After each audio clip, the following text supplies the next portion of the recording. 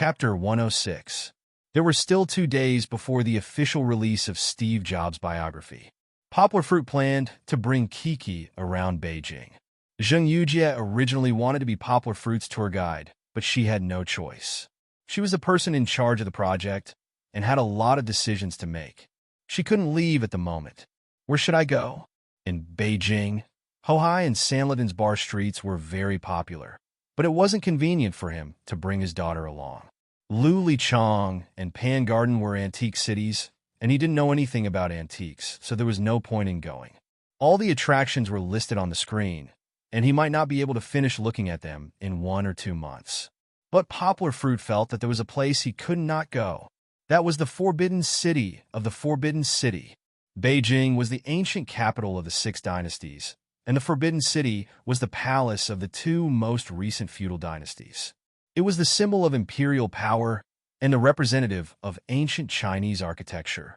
Thinking back to a few hundred years ago, when there were no large machinery and no advanced construction technology, on a vast land with a width of 750 meters from east to west and a length of 960 meters from north to south, an area of 720,000 square meters, there were more than 9,000 luxurious palaces symmetrically arranged along the central axis.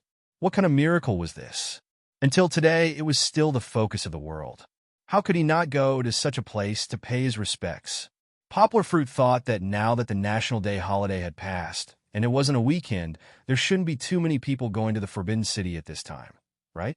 After arriving, Poplar Fruit realized that he had taken it for granted. Even if it was a working day, there was still an endless stream of tourists coming to the Forbidden City. There were people from other places with different accents, and there were also blonde and blue-eyed foreign tourists. Poplar Fruit wasn't the only one who understood that the Forbidden City was the top tourist attraction in the world. How could tourists not come to Beijing to take a look? Even though there were a lot of people, it was still okay. It wasn't a sea of people. Today, Kiki was sitting in her father's arms. She was traveling with her father. She was wearing a white panda shirt and a matching hat. Her 2 black round ears looked very cute on the white hat. While Poplar Fruit was queuing up to buy tickets, Kiki couldn't help but look around, attracting the attention of many tourists. There were even 2 blonde beauties from America who couldn't help but want to take a photo with Kiki.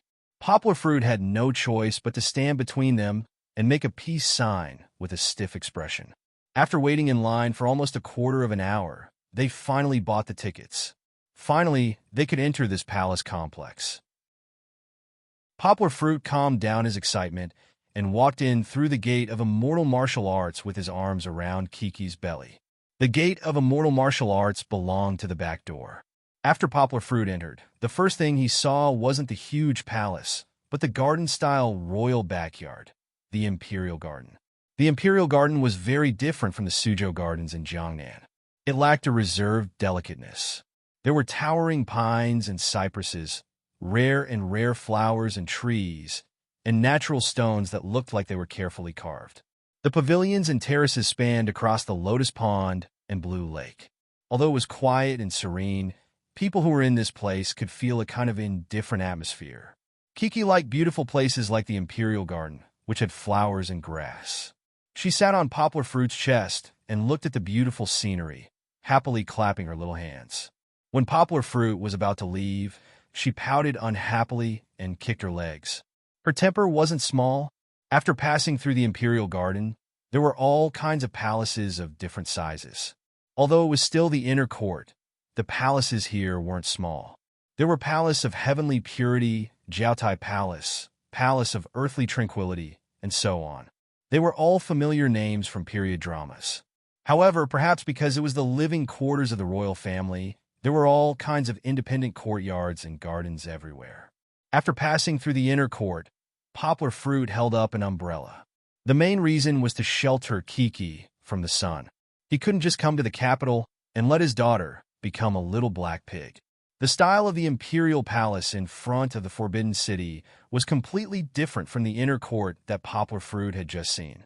Its overall style was big and wide, tall and majestic. Time was limited, so Poplar Fruit couldn't leisurely stroll through the palaces one by one. He could only walk through each of the main halls. However, the shock in his heart couldn't stop. From afar, it was magnificent and majestic. From afar, it was magnificent and majestic. When he looked closer, it was classical, rich, and solemn. In the past, the Celestial Empire was so big and powerful. How did it fall to such a state? Although he only hurriedly passed by many of the palaces, Poplar Fruit didn't let go of the Hall of Supreme Harmony. This legendary Hall of the Golden Throne was an existence that was recorded in books, even in unofficial history. Not only was it the largest of all the palaces, its specifications were also the highest and most luxurious. Not to mention its 5 ridges and 4 slopes. Just the 10 different shaped animal sculptures on the eaves were unique in the world. Poplar Fruit found the most interesting were the golden coiled dragon pillars beside the throne. They looked especially like the sea-stabilizing needle in Journey to the West. He didn't know if Wu Qingjian had been inspired by these pillars. Many people mistakenly thought that the Hall of Supreme Harmony was the place where the emperor went to court every day. Poplar Fruit had done some research before coming.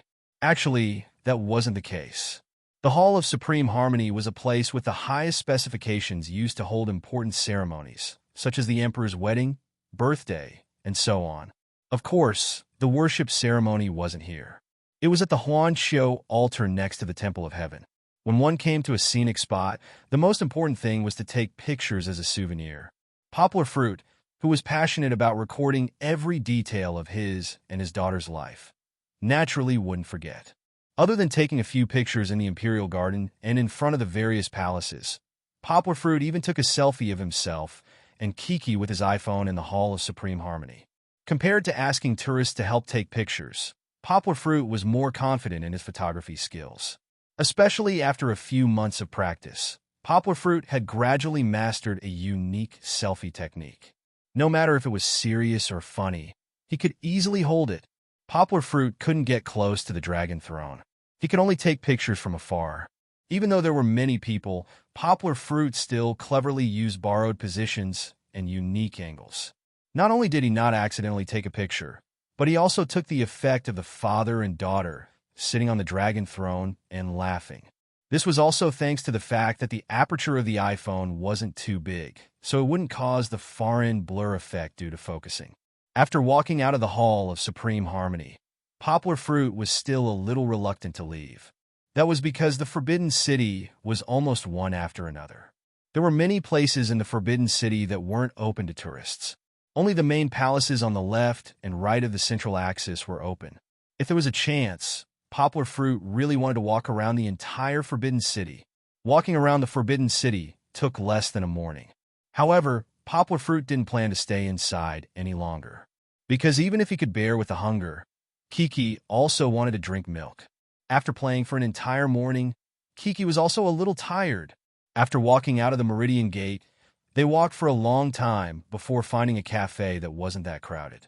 After entering, Poplar Fruit realized the reason why there weren't so many people in this cafe. It was really too expensive. Ordinary latte coffee cost more than 200 yuan a cup. Ordinary tourists really couldn't afford it.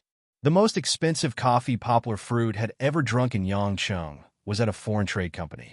Once when he went out to meet a client, he treated the client to cat poop coffee at public expense. That was 288 yuan a cup, but that was cat poop coffee. That cafe's latte was only about 50 yuan. So what if it was expensive? Poplar Fruit didn't mind. He wasn't short of money now. Although he hadn't received any orders for the past 2 months, the book he read with Dongxin Publishing had earned him more than 100,000 renminbi. Furthermore, there were other miscellaneous rewards like translation team leader, book reviewer, etc. Compared to money, Poplar Fruit was more concerned about Kiki's peaceful and comfortable afternoon nap. These were all provided by this cafe. Poplar Fruit ordered a cup of Blue Mountain coffee, which cost 366 renminbi. He couldn't tell if it was authentic or not. He had read a rumor that the Blue Mountain coffee in Chinese cafes were all fake. But it didn't matter. He liked the Blue Mountain coffee's mellow taste and unique sour taste.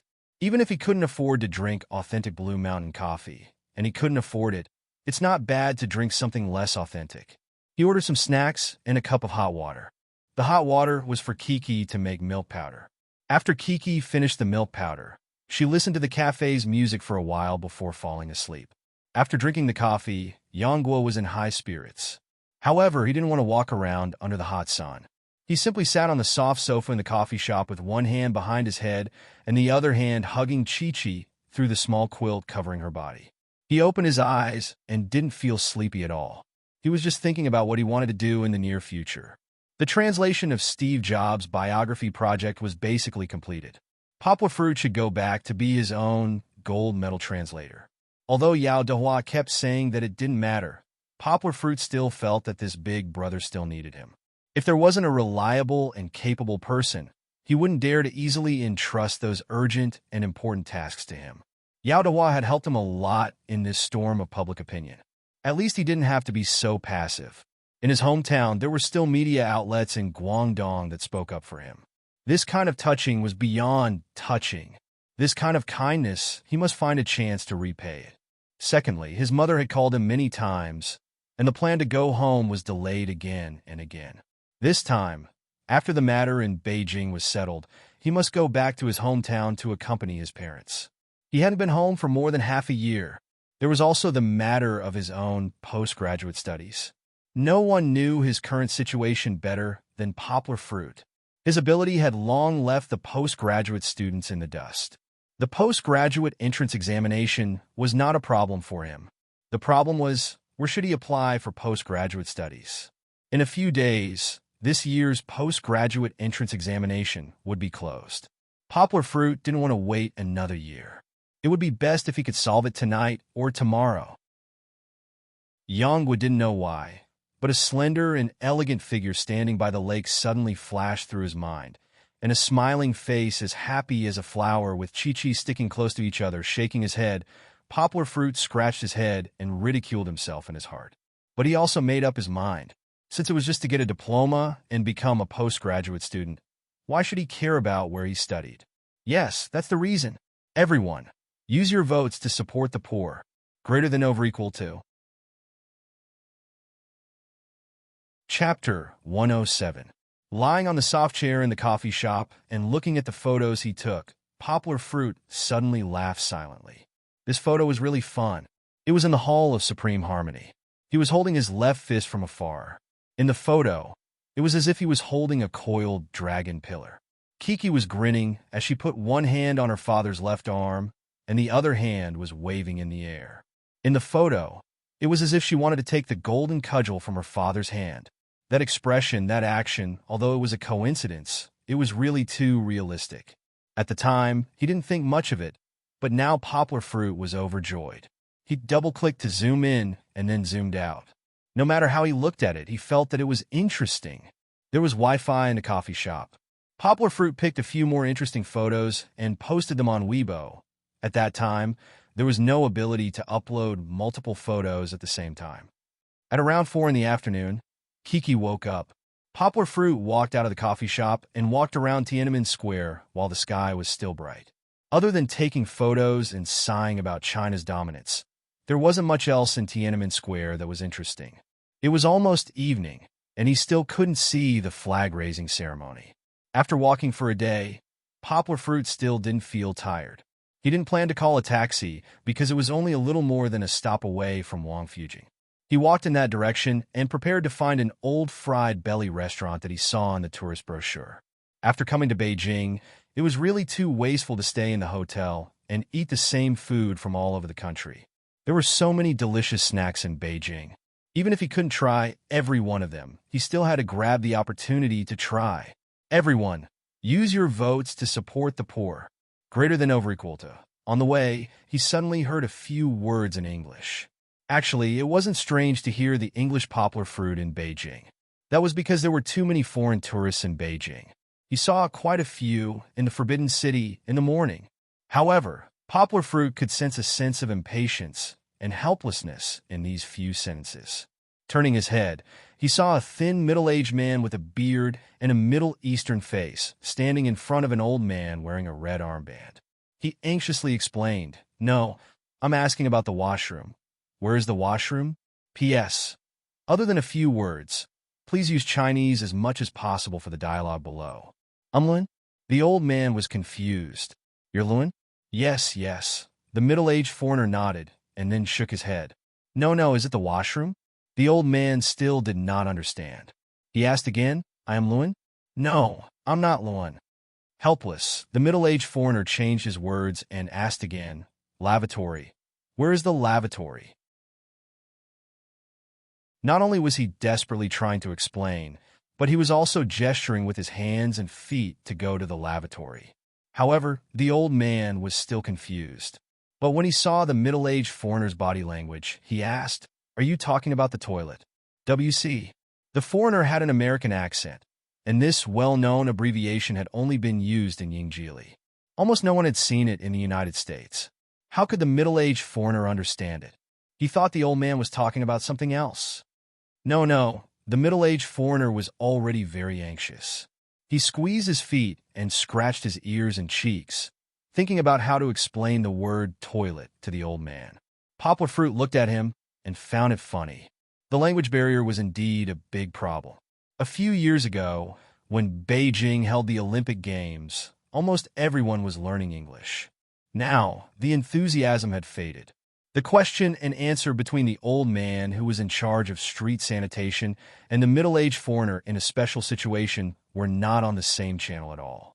Poplar Fruit stepped forward and said to the middle-aged foreigner in English, Hello, let me do it. Please wait a moment. He turned his head and said to the old man, Uncle, this foreign friend is actually asking where the toilet is. Just point it out to him. The old man patted his thigh and laughed. I told you I guessed right. He gestured that he wanted to go to the toilet and shook his head. Young man, you're smart. You even know how to speak English. The old man talked for a long time, then pointed to an alley and said, Follow this way. Go to the end and turn left. You'll see it. Poplar Fruit translated to the middle-aged foreigner. The muscles on his face finally relaxed. Because he was in a hurry to go to the toilet, he just hurriedly thanked Poplar Fruit and then ran in that direction. It seemed that he had been holding it in for a long time. Shaking his head, Poplar Fruit turned back and thanked the warm-hearted old man with the armband. He then walked to the old store. He was now only a road away from the store. He could see the quaint signboard when he looked up. Poplar Fruit realized that no matter if the things they sold were new products or if the interior decoration or service was very modern, as long as it was an old store, they liked to renovate the exterior of the store to have a contemporary feel. It was easy for customers to find because at a glance, they could tell that this was an old store with a long history. The food inside should be very authentic. It had to be said that this marketing strategy was quite successful. A group of customers lined up on the benches in front of the door was a good indication of the popularity of this place. Poplar Fruit was also in line. Suddenly, he felt a pat on his shoulder. He looked back and saw that it was the middle-aged foreigner. He smiled happily and said, So you're here. I've been looking for you for a long time. Poplar Fruit also smiled at him. Thank you so much just now. Your help was very timely. The middle-aged foreigner grinned. His beard trembled with the muscles on his cheeks. You're welcome. Poplar Fruit looked at him and smiled. Actually, if you're asking for directions in China, it's best to find young people. They have received more English education. Oh, I thought they were wearing this. The middle-aged foreigner gestured with his arm and traced the appearance of the armband. He said, They're volunteers who serve the community. I heard from my friends that they came to China during the Olympic Games. The volunteers in China can speak English. Poplar Fruit smiled awkwardly. At that time, the entire capital was frantically learning English because of the National Olympic Games. Even the uncles and aunties could hum Good Morning. However, that was only a temporary popularity. After a few years, it went back to square one. It was funny when he thought about it. Poplar Fruit did not want to talk about this issue with him, so he changed the topic. Did you come here to try the fried tripe, a Chinese specialty food? Is it delicious? The middle-aged foreigner asked with great interest. I came to find you because I wanted to say thank you again. Also, I wanted to ask you, do you know how to get to the Laika Hotel? When he asked for a guest, his tone was very flat. It sounded like he was saying, Lai Kuda. Poplar Fruit was a little confused at first. When he was about to say that he had just arrived in the capital and was not very familiar with it, the middle-aged foreigner took out his room key and room card.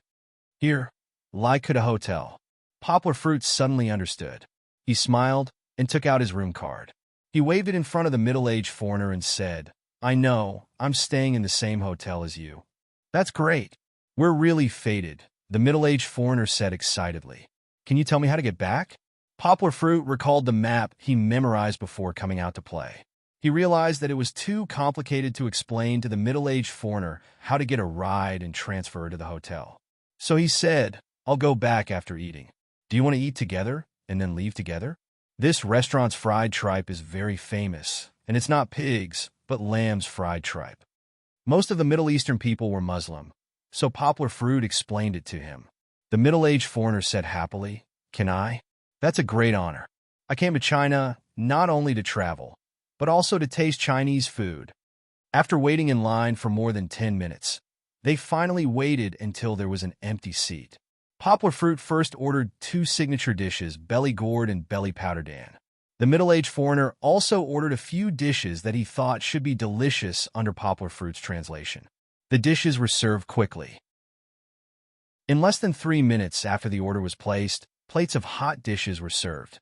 "It smells so good," the middle-aged foreigner said with a thumbs up. Under Poplar Fruit's guidance, he began to learn how to use chopsticks. Seeing his 3 fingers awkwardly pinching the chopsticks and the tripe wobbling on the tip of the chopsticks, Poplar Fruit was especially worried that it would fall. Kiki was also attracted by the rich fragrance of the tripe. She began to dance restlessly in Poplar Fruit's arms. Poplar Fruit picked up a piece of lamb tripe and dipped it in the sauce. Kiki waited with her mouth open. In the end, when she saw her father stuffing the tripe into her mouth, Kiki waved her small hands and groaned in dissatisfaction. Her small body twisted to vent her discomfort. "Your child wants to try it too." The middle-aged foreigner gestured to Poplar Fruit and smiled. Poplar Fruit said with a bitter smile, "She likes the smell, but she can't eat it. She's not even a year old yet." The middle-aged foreigner nodded and smiled. "She's so cute." Kiki was so noisy that Poplar Fruit could only put down the delicacies in front of him and think of a countermeasure. Poplar Fruit used the chopsticks to stir the soup in the bowl, letting the soup stain the chopsticks. Then he stretched the chopsticks in front of Kiki's mouth. Poplar Fruit thought that since she couldn't eat the meat, it should be fine to try the soup. When Chi-Chi saw the chopsticks and smelled the scent that made her drool, she stopped twisting and turning. Her slightly red eyes also stopped the tears that were about to overflow. She sniffed at the chopsticks and then sucked on them. He thought that Chi-Chi would suck on it and refuse to let it go, but Chi-Chi only sucked it for a moment before spitting it out in disgust. She even spat out the saliva in her mouth. Poplar Fruit was caught off guard. Kiki's saliva splashed onto her chin and the round collar of her clothes. Poplar Fruit was angry and amused at the same time. "This little fool." He quickly pulled out a tissue and wiped Kiki clean. Poplar Fruit also understood the reason. The lamb tripe soup definitely had the fishy smell of sheep. It was not as fragrant and sweet as milk. It would be a miracle if Kiki liked it. After dealing with Chi-Chi, Yang would turn around and chatted with the middle-aged foreign man while eating. "By the way, sir, I still don't know how to call you. My name is Alan Adam." Chapter 108. "My name is Alan Adam. You can call me Alan." The middle-aged foreign man laughed. Poplar Fruit nodded and smiled. "Alan, hello. You can call me Leon." After that, Poplar Fruit suddenly felt that something was wrong. He frowned and asked, "Mr. Allen, how do you spell your name?" "It's Alan. A_L_L_E_N. Adam. A_D_H_A_M." Alan gestured and said, "Alan Adam." Poplar Fruit said twice in his mouth and finally connected the name with the person in his memory. However, he had only read relevant information before and had not seen photos. So he asked tentatively, "Alan? Adam, are you one of the founders of Blizzard?" "Alan?" Adam was also taken aback. He stopped awkwardly eating, raised his head, and stared into Poplar Fruit's eyes. He frowned and asked, "Who are you? How do you know me? Are you a reporter?" Poplar Fruit pointed to himself and his daughter and smiled. "Is there a reporter like me?" He shook his head. "Alan?" Adam himself did not believe this inference because he was very low-key in front of the media, and since he quit the management work of Blizzard a few years ago, he had no more news exposure. If Poplar Fruit had planned everything and pretended to be so realistic just to interview him, then it was too realistic. Compared to that unreliable guess, he believed in his intuition more. Poplar Fruit was just a kind person he met on his journey. But how do you know about me? I'm not a big star? Alan Adam asked strangely. Ha! Poplar Fruit laughed. Alan, don't be nervous. I'm really not a reporter, nor am I a crazy fan of yours. Of course, I also admire your road to success. But I recognized you only because of my damn memory. I can memorize a lot of things I have read. For example, I used to read a report about Blizzard, so I remembered your name. I see. Alan Atkins smiled in relief. He struggled to pick up a piece of lamb's stomach and threw it into his mouth. While chewing, he said, "Don't think of me as someone from Blizzard. The person sitting in front of you is just an ordinary Asian American." Don't worry. Poplar Fruit laughed. I'm actually a translator. Poplar Fruit explained, because of my work, I read a lot of information, so I know more about it. No wonder your English is so good. Even better than mine. I thought you grew up in the United States, said Alan, who was relieved. Adin joked. The two of them chatted as they ate. As they chatted, the topic gradually turned back to the game. Initially, Poplar Fruit talked to him about shooting games. Because many home consoles were unable to enter the Chinese market, many excellent games were unknown to the Chinese. However, when he recommended a game that everyone in China knew, Valve's Counter-Strike, Alan Kuroda was surprised. Atkins suddenly said in disdain, "How can that be considered an excellent game? The truly excellent games are at Blizzard. Excellent games are created with great care. How can a poorly made game like Counter-Strike be considered excellent?" Poplar Fruit knew that Counter-Strike's special effects were not as good as Blizzard's game. However, it was one of his favorite games. He argued, but Counter-Strike's game design is very good. Its gameplay principles and many maps are still being used by many games to this day. That can only be said to be a classic. It can't be said to be excellent. It wasn't excellent in the past, and it's even less so now. Atkin analyzed Counter-Strike for Poplar Fruit from the perspective of a game designer. Regardless of whether Poplar Fruit had thought of it before, Atkin listed more than 20 shortcomings of Counter-Strike and made Poplar Fruit speechless. Counter-Strike was outdated. That was an indisputable fact. As early as 5 or 6 years ago, Counter-Strike had been withdrawn from mainstream games. There was no place for it except in internet cafes and old players' computers. Youngwas sighed. You're right. If a good game wants to last for a long time, it does take a long time to polish it. Games like Warcraft, StarCraft, and World of Warcraft are still popular after more than 10 years of development. They can't be separated from the efforts of the game developers behind them. Warcraft was Alan Kuroda's creation. Atkin launched it when he was still the CEO of Blizzard. At the time, he was stuck in the abysmal performance of Diablo. But when it came to Warcraft, Alan Garner was able to take over. However, Atkin made a beautiful comeback in Warcraft.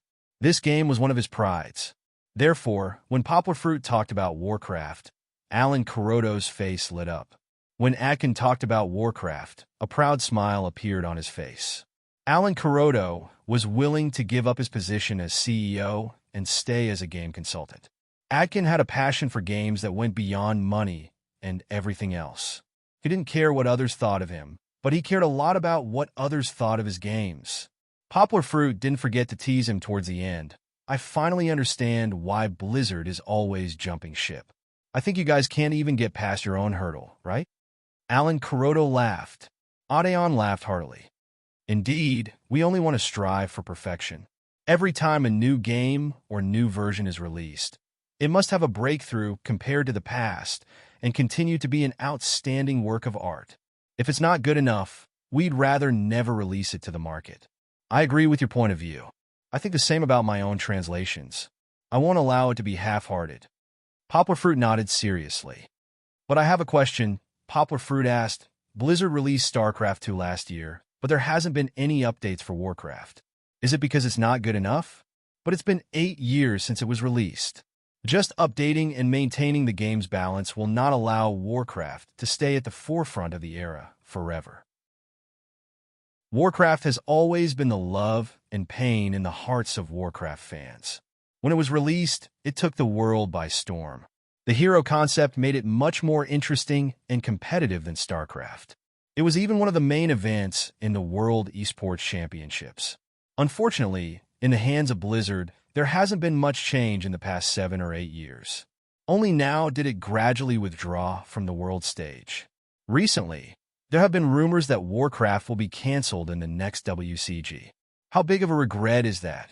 Speaking of this, Alan Kuroto's expression changed. Adkin's expression froze, and even his happy expression dimmed a little. He sighed slightly and said, "Sigh, it's not that. It's not that we don't want to release a new version. It's just that we can't find a better breakthrough point for this game. Even if we release a new version, it'll just be a rehash. It won't change much from the past." "Why didn't you buy Dota?" Poplar Fruit asked. Dota is based on Warcraft. The story is also based on Warcraft. It also has a huge player base. Why did you give up such an excellent game to Valve? Alan? Adhin raised his head and took a big gulp of tea. He slowly sighed and said with a bitter smile, "It's not that simple. There are a lot of conflicts of interest.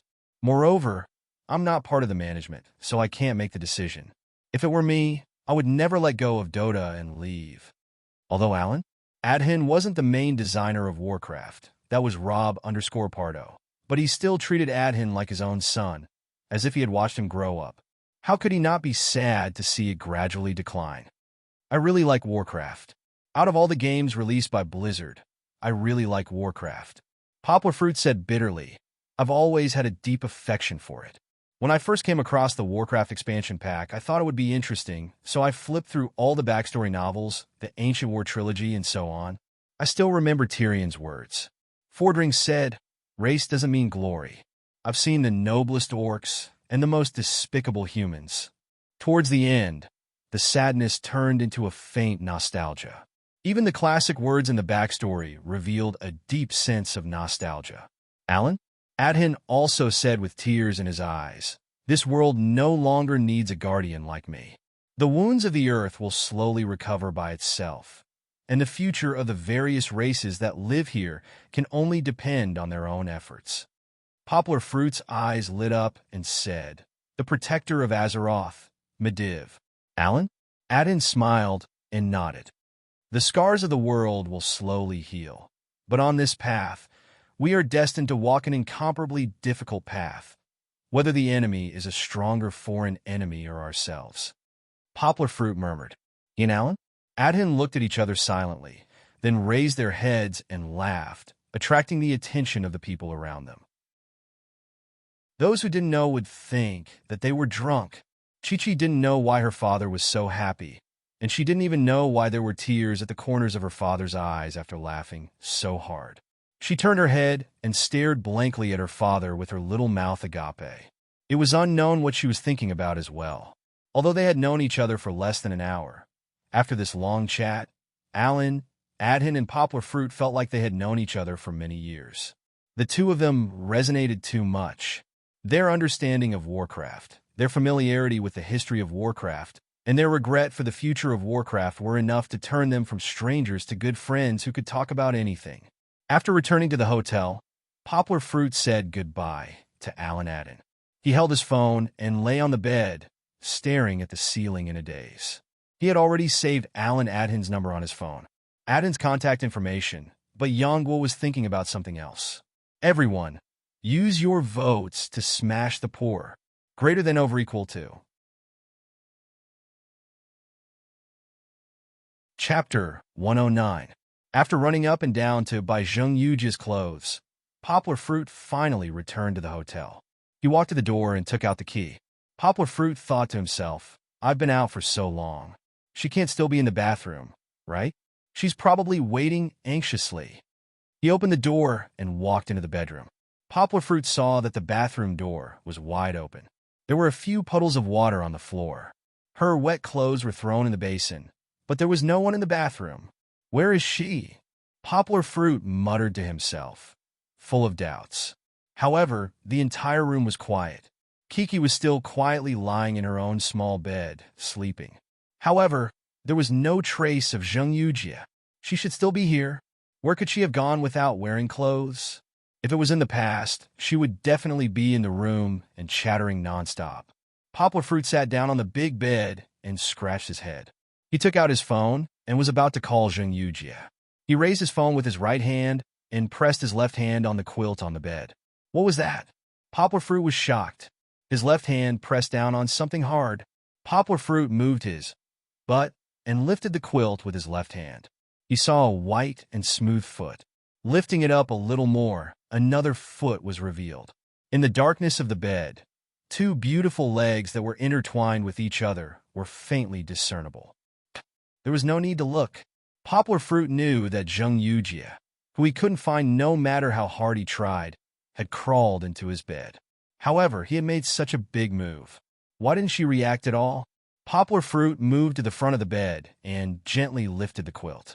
He saw Zheng Yujie's face, which was sleeping like a child. Compared to when he first met her, she was a little thinner. It seemed that Zheng Yujie had been under a lot of pressure during this period of time. She didn't vent to anyone and just silently endured it. Seeing her sleeping so sweetly, Poplar Fruit hesitated for a moment and decided not to wake her up. It doesn't matter. I can change my clothes tomorrow, Poplar Fruit thought. Poplar Fruit's gaze involuntarily followed the lifted blanket downwards. Zheng Yujie's short hair couldn't cover her snow-white, smooth neck. What attracted Poplar Fruit's attention was Zheng Yujie's exquisite collarbone. Her round and delicate skin was like a rare treasure. Poplar Fruit had an impulse to carefully play with it. No, how can it be so evil?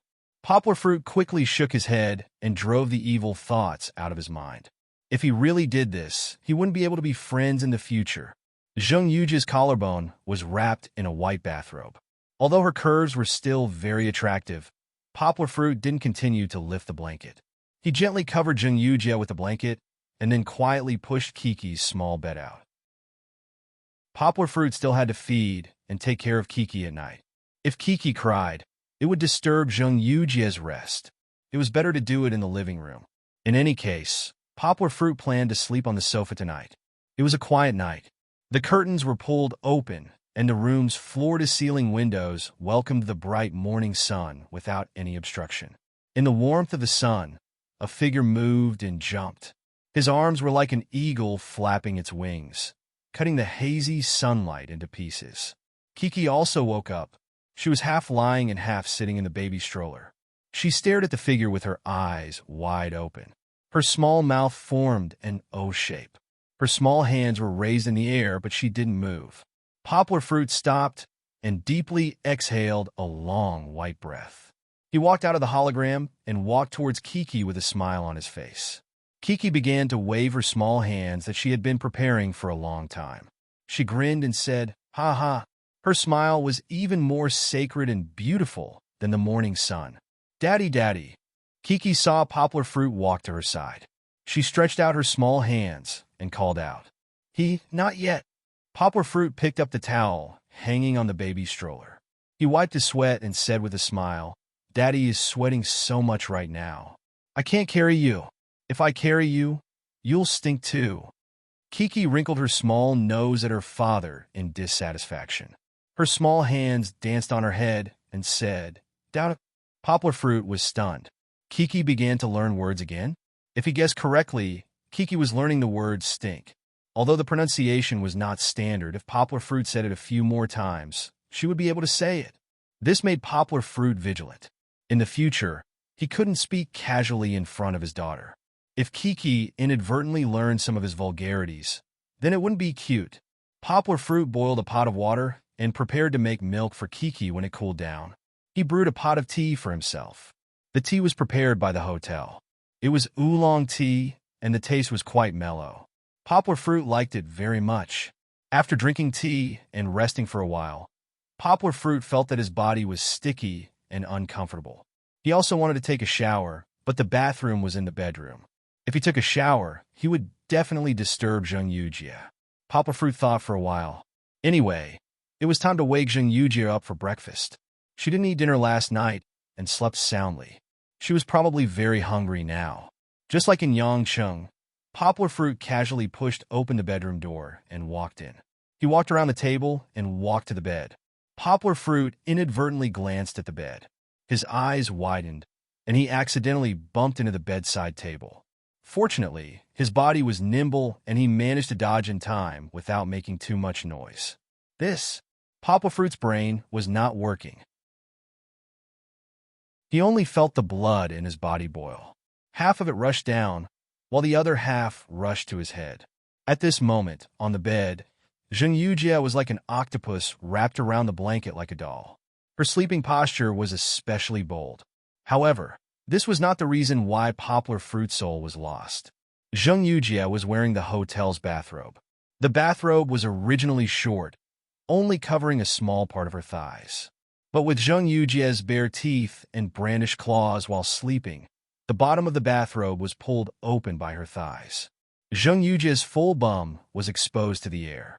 Zheng Yujie's skin was really good. It was so smooth and tight that it was almost possible to pinch it until water came out. Poplar Fruit also saw something that he shouldn't have seen. In the place where his eyes stopped, a bright pink flower bloomed in a small black forest. However, there was no morning dew on it. Cough, cough. Don't look at it. You shouldn't have seen it. A voice in his head kept warning Poplar Fruit, but he really couldn't move his legs. Although Poplar Fruit had a daughter, this was the first time he saw a real female body under conscious circumstances. Compared to the action movies in Japan and now, it was two completely different things. Plus, after having Kiki, he didn't think about the lower half of his body anymore. So, when some heat accumulated for a long time, Poplar Fruit felt that his head was very hot. There was a burning liquid flowing from his nostrils. He reached out and touched it. It was all red nosebleeds. Poplar Fruit, you can't do this. Poplar Fruit pinched his thigh fiercely. How can you take advantage of me like this? Raising his head, Yongwa tiptoed and jumped out without making any sound. His movement could be said to be without leaving a trace behind. Gently closing the door, Poplar Fruit raised his head and covered his nose as he sat on the sofa. When Kiki saw her father's strange appearance, she was very happy and couldn't stop screaming. After being disturbed by Kiki's childish voice, Poplar Fruit slowly got rid of the exciting scene just now. Poplar Fruit reached out his clean hand, rubbed Kiki's little head, and smiled. Kiki also took the opportunity to reach out her little hand to grab her father, and looked at him with her little nose. Because he had to wipe the nosebleeds, he didn't want to mess around with Kiki. Poplar Fruit carefully withdrew his hand, pulled 5 or 6 pieces of tissue from the table, and first wiped the nosebleeds that had stopped flowing out. Then, he took out a new piece of tissue, wet it with cold water, and wiped the remaining blood stains. After checking several times in the mirror, Poplar Fruit was relieved. Don't worry, I've destroyed all the evidence. It won't be discovered. Poplar Fruit comforted himself. It seemed that he couldn't go in and wake Zheng Yujie up again. Poplar Fruit changed his method. He directly knocked on the bedroom door and shouted, Yujie! Yujie! Wake up! The wooden door was rumbling under Poplar Fruit's tremendous strength. Got it! Got it! No matter how deep in sleep Zheng Yujie was, she was still awakened by Poplar Fruit. She opened her sleepy eyes and propped herself up. Her hair was fluffy, and she shouted at the door, Stop knocking on the door, it's so noisy. The loud noise of the door being torn down finally stopped, and Poplar Fruit's weak voice came from outside the door. Well, the clothes I bought yesterday are on the table. Take them and change. I ordered breakfast. Come out and eat some after you wash up. Got it? You're so annoying. Although she said that, Zheng Yujie's face was blooming with a smile. She was very happy with Poplar Fruit's thoughtfulness. Sitting up, Zheng Yujie looked at her exposed thighs and the messy bathrobe on them. She was stunned for a moment and quickly covered them up. She muttered in her heart, Poplar Fruit didn't see it, did he? Oh, Poplar Fruit is such a bad guy. Ugh, ugh, he's so ugly. Poplar Fruit, who was sitting upright on the sofa outside, inexplicably sneezed. He scratched his head in confusion. Did he catch a cold because he didn't change his clothes after exercising? No. Zheng Yujie, who was still sitting on the bed in the room, touched her beautiful thighs and made a charming expression. How could this blockhead see it? He doesn't even know how to eat meat that's sent to his mouth. A beautiful woman is lying on the bed, almost naked, and he ran outside to sleep on the sofa. If he has the guts to come in and look, then he must have seen a ghost. There was a knock on the door, and Poplar Fruit's voice came in again. Well, there was a bra yesterday. I didn't know your size, so I bought two. Try it on. Got it. Zheng Yujie jumped out of bed, grabbed the clothes Poplar Fruit bought on the table, and ran to the bathroom to change. Running into the bathroom, Zheng Yujie looked up and saw that the big basin of clothes she changed out of last night had been washed clean and hung up to dry. Holding the clothes and covering her mouth, Zheng Yujie didn't know why, but big drops of tears jumped out from the corners of her eyes. They were like a flood that broke the dam and flowed into a river. My heart is obviously warm, so why am I crying? Zheng Yujie asked herself over and over again. In her memory, she had never seen a man who would wash a woman's clothes. Her father, who was in a high position, never did. He didn't even help her mother wash the dishes. It's him, Zheng Yujie shouted in her heart. It's him. If it's destined by the heavens, I won't change it until I die. Everyone, use your votes to buy the poor. Greater than over equal to. Chapter 110. After increasing speed 6 times, the train became more and more comfortable, faster and faster, but it also lost the charm of the past. The clanking sound at the intersection of the tracks, the long whistle when the train entered the station and passed through the cave, the chimney that spewed out thick smoke like an old man smoking a hookah, the green train that once symbolized happiness and wandering into the future, the train that once ran over a poet who shouted, facing the sea, the spring flowers bloom, and the green train that once traversed the east, west, north, and south, but was gradually being eliminated, could only be left in the memories of the older generation. At most, it would appear in black and white documentaries. Poplar Fruit, who was immersed in memories and thoughts, was inexplicably sad, but Kiki, who didn't understand the world, was inexplicably very happy. Chi-Chi's big, sparkling eyes stared fixedly at the scenery flying by outside the window. Everything looked so fresh to her. Outside was a vast world, clean and clear blue sky, vast and boundless fields, and quiet rivers that flowed into the sea. Perhaps it was because she had lived in the concrete and steel forest for a long time, but now everything outside the window looked so close to nature and beautiful, although there were no goshawks flapping their wings, horses galloping, and flying fish swimming in the waves. The train passed through mountains and tunnels. After the darkness, suddenly light filled the entire carriage again, and the scenery was brand new again. Fish ponds, vegetable fields, banana trees, and sugarcane forests were all connected. The unique rural atmosphere of the Southern Kingdom was overwhelming. It was really beautiful. Following Kiki's gaze, Poplar Fruit also slowly smiled. Kiki liked the feeling of speed. The more she looked, the more excited she became. In the end, she laughed happily. Because it wasn't a holiday season, the train was empty. There were only the father and daughter in the soft-seat carriage that Poplar Fruit bought. Poplar Fruit didn't have to worry about disturbing others, so Kiki's bell-like laughter echoed in the carriage. 2 minutes later, Kiki was laughing happily, and Poplar Fruit was also smiling. 5 minutes later, Kiki was still giggling, while Poplar Fruit could no longer laugh. 15 minutes later, Kiki was still laughing. Poplar Fruit covered his head, his face full of black lines. This little fairy's lung capacity was really high. Even after laughing for so long, there was still no sign of her stopping. They were now on a train heading to the small county town in their hometown. It had been a few days since he and Zheng Yujie had a romantic relationship in the hotel that Poplar Fruit might never mention. There wasn't much to be proud of that week. First, they followed the usual procedure and went through the drowsy book launch. The representative of the United States gave a speech, the president gave a speech, and the editor-in-chief gave a speech.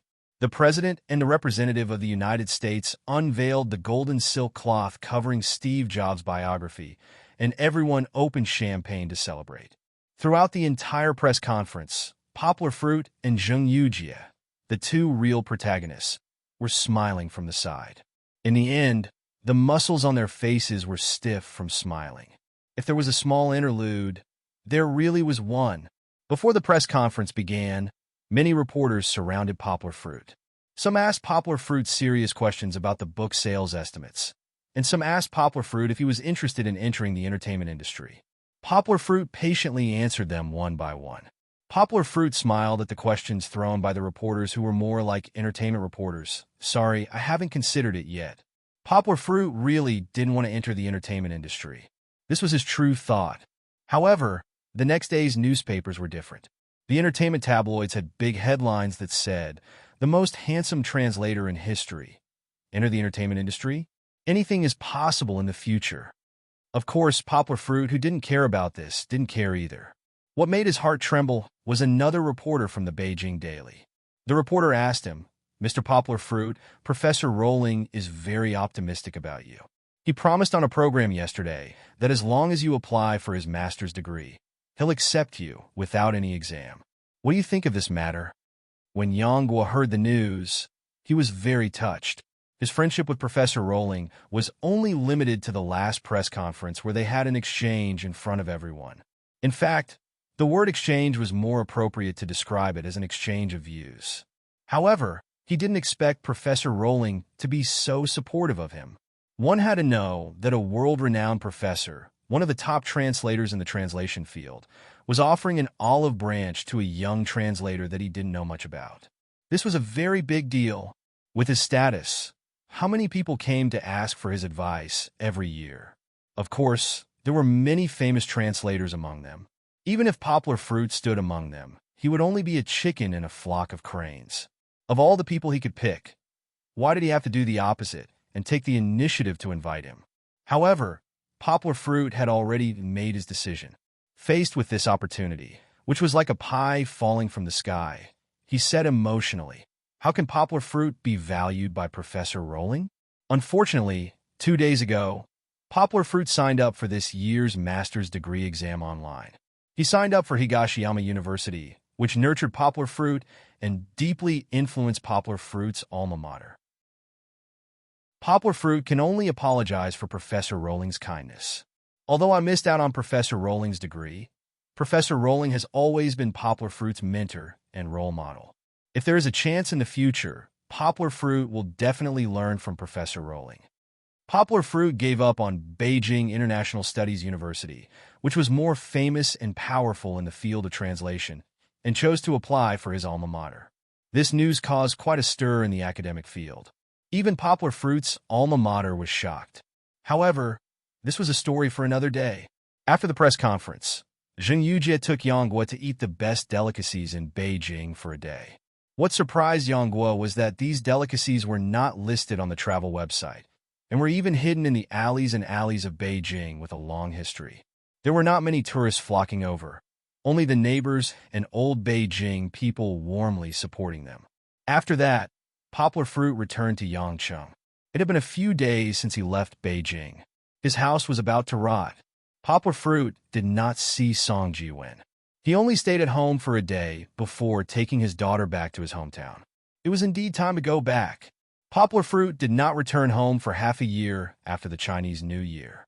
Kiki was almost 7 months old. Poplar Fruit did not bring her back to see his father. His mom and dad had nagged him many times over the phone. He patted his daughter's head. This time, he was bringing her back to acknowledge her ancestors. Although Poplar Fruit did not get married and had a child, he did not plan to hide it. Kiki was his most precious person. How could he wrong his daughter on such a matter? Speaking of which, Kiki loved to see the scenery and the feeling of speed. Poplar Fruit began to ponder in his heart. Should he buy a car and bring Kiki out for a ride? Poplar Fruit actually had the idea of buying a car when he was sitting in the Maserati in Beijing. He did not want to buy a very expensive car. Cars like the Maserati and Aston Martin were luxury cars that cost tens of millions. Poplar Fruit could not afford them even if he sold himself. But for a man, how could he not want to have his own car? However, it was still too early. Kiki was too young. He could not carry her to the car. Moreover, he had not saved enough money to buy a good car. So, he would think about this later. Kiki, who was high for more than half an hour, was finally tired.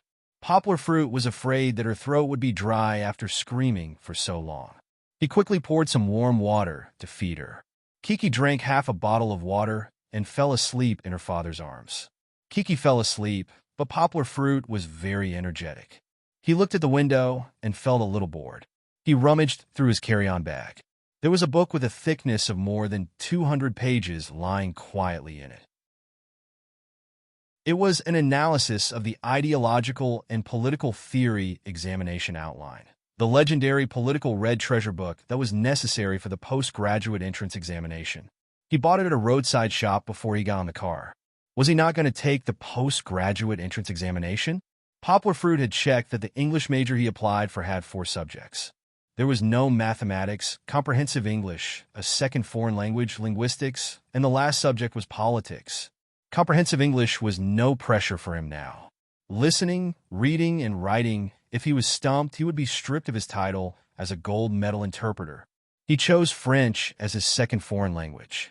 Although he had a good grasp of other small languages like Spanish, Portuguese, German, and so on, French was his second foreign language course when he was in university. He could not be blamed for choosing it. There was nothing to prepare for this subject. As for linguistics, he had read more professional books in this area than some linguistics teachers. Poplar Fruit was confident that the postgraduate level exam would not be a problem for him. When he had time in the future, he would just do a few sets of questions to familiarize himself with them. The only thing that was a little unfamiliar was politics. After all, after his second year, Poplar Fruit had not come into contact with classes that he hated so much like Cixio and Ma Yuan. However, the national conditions of China were like this. Just because you did not like it did not mean that it did not exist. On the contrary, this kind of boring political theory would never stop. The postgraduate entrance examination, such questions were absolutely indispensable. In order to take the postgraduate entrance examination, Poplar Fruit could only bite the bullet and gnaw on the hard and smelly political books like the other students. Therefore, before Poplar Fruit got on the train, he saw the book and bought it. He was bored on the way, so he could take a look. Rice could be eaten indiscriminately, but Poplar Fruit could not read indiscriminately. If he did, he would vomit blood. When other people were revising for the postgraduate entrance examination, they would wake up at the sound of the rooster and go to bed in the middle of the night. 1 month, 2 months, 3 months, they would work hard day and night. As for Poplar Fruit, he flipped through the book on the slightly swaying train. 1 hour, 2 hours, before 3 hours, he had finished reading the book. Then he finished revising. Comparing oneself to others is infuriating. Everyone, use your votes to smash the poor. Greater than over equal to. Chapter 111. The train arrived at the small county's train station. From the train station to the small village, it took more than an hour to take a minibus. Poplar Fruit used a sling to carry Kiki in front of him. On his back, he carried a backpack that was as big as a hiking backpack. It was stuffed with all kinds of baby products for Kiki. Poplar Fruit's hands were not free either. He was pulling a big suitcase with one hand. During this trip to Beijing, Poplar Fruit bought a lot of gifts for his family. These gifts were enough to fill one suitcase. In the other suitcase, there was a folded baby trolley, Poplar Fruit's clothes, Kiki's clothes, the office laptop, and so on. Yangguo was a freelancer now. She didn't have a fixed working time, but she also didn't have a clear break. Anyway, in her hometown, the nights were usually more boring. With a laptop, she could take on a few tasks to do. Although the weight of the 2 suitcases was nothing to Poplar Fruit, they were still very big. Therefore, Poplar Fruit felt very awkward dragging them. It took him a lot of effort to move them to the bus stop outside. After asking, Poplar Fruit found out that the nearest bus was still an hour away. He thought to himself, should I call a taxi? But looking at the 2 big suitcases in his hands, it was obvious that they could not fit. Then he could only wait. After he steadied himself, Poplar Fruit looked at his hometown carefully. Hey, I've become prettier? Yangwa couldn't believe her eyes as she looked around. In the past, the junction between the train station and the bus stop was filled with vendors. The dense crowd was walking in a hurry. Every day, they would leave behind a pile of paper. Near the corner of the wall, there were all kinds of small advertisements. The originally white wall was smeared with dirty water, garbage, and spray paint. The lower part of the wall was also stained with yellow stains. It was unknown which wicked person had secretly peed there. Of course, this was not a coincidence. It had been a long time since he came back. The place had been tidied up. There was no vomit-inducing garbage, no noisy peddlers, and even the walls had been repainted. The floor had been paved with bright tiles. Although it was not spotless, it was indeed difficult to find garbage that had been carelessly discarded on the ground. Because there were cleaners shuttling through the crowd at all times, once garbage was thrown down, it would not take long for it to be disposed of. The empty space on the street that was originally full of black cars was now a large service center. There were supermarkets, hotels, McDonald's, KFC, and a coffee shop that could only be found in big cities, Starbucks. The change in environment also affected people. Poplar Fruit remembered that even in public places, people in his hometown liked to talk at the top of their lungs.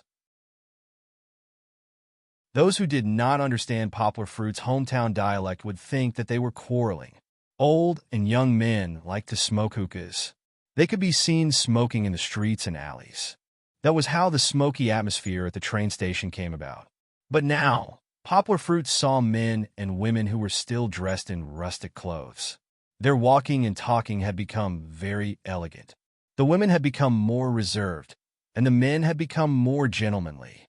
Of course, the hookahs that used to be the symbol of the small county no longer existed in this environment. Poplar Fruit heard from his dad that the county changed last year. It was said that he was transferred from a big city. He did not know if it was because of the new county magistrate, but his hometown had indeed become more beautiful. There was still an hour to go. Poplar Fruit was bored standing on the street, so he dragged his 2 big suitcases to Starbucks. Starbucks was not as popular as the 2 fast food restaurants next to it. The reason was obvious. Starbucks was expensive, and it was not something that the people in the small county could afford. Although it was changing, the change in nature still needed time, right? After ordering a cup of coffee, Poplar Fruit placed his backpack on the chair next to him and then sat down comfortably. It's so comfortable, Poplar Fruit thought. He could sit down quietly in his hometown, listen to slow songs, and drink coffee. The irritability from waiting for the bus was gone. The staff in the cafe had good taste. The songs they played were not the wild songs that were most popular in the county. After listening to 3 songs, Poplar Fruit felt that they were not bad. There were Chinese and English songs, and they were all slow and sad or gentle and sweet love songs. They were quite suitable for an environment like the cafe. He did not know if the manager was a foreigner. If he was a local, Poplar Fruit would definitely give him or her a thumbs up. After another song, Poplar Fruit stood up and was about to call the waiter for a cup of coffee. Just as he inadvertently glanced out of the window, a figure happened to float by. Poplar Fruit held back the voice that was about to leave his mouth. So familiar? Was it her? Poplar Fruit stared blankly at the figure that had disappeared into the crowd. He looked in that direction for a long time and did not want to sit down. That's not possible. How could she come to Poplar Fruit's hometown? She's not from here. Poplar Fruit questioned his eyes and his heart. However, her eyes were telling her that it was Lu Yunran. How could he be wrong? That was the person he loved deeply for 4 years. That back, that hairstyle, and that dress, everything was so familiar. Suddenly, Lu Yunran's whispers still lingered in his ears. But why? Why did he feel that she had really gone far away? Even though it had been less than half a year since they broke up, he actually felt that it had been a lifetime in the blink of an eye. She had indeed left. Because of his mistake, it was impossible to turn back. You know that. There was a voice in Poplar Fruit's heart that kept whispering. He sat down weakly. He had no intention of chasing after her, and he did not feel the heart-wrenching feeling when they had just broken up. Had he silently accepted this ending? Poplar Fruit smiled bitterly. He was not laughing at himself, but at the song that the shop played. Why was it so coincidental? Why was it so accurate? Wasn't it singing his own heart? Love at that time, why was it so simple? And why was it that when people were young, they had to hurt the person they loved deeply? In this similar late night, whether you are the same, are also quietly regretting and feeling sad. If we hadn't been so stubborn back then now, we wouldn't be so regretful. This time, Poplar Fruit truly understood what kind of sadness milk tea was burying in the song later. That's right. Later, I finally learned how to love. Unfortunately, you were already far away and disappeared in the sea of people. Poplar Fruit sang silently. Later, I finally understood in my tears that some people will no longer be together once they are missed. She did not want to cry anymore. She had already missed and would no longer be together. Their story would never be the same again. But once or forever, there was a boy who loved the girl deeply. The song ended and the crowd dispersed. Poplar Fruit retracted his gaze and smiled slightly.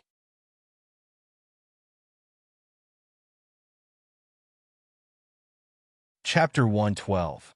The bus stopped and sped away. Poplar Fruit, Kiki, and a pile of luggage were left behind.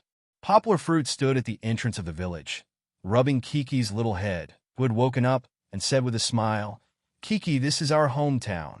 You can see your grandparents in a while." A cement road had been built in the village a few years ago, but the road was full of weeds and a mixture of red soil and cow dung. In fact, this was also a kind of rustic simplicity.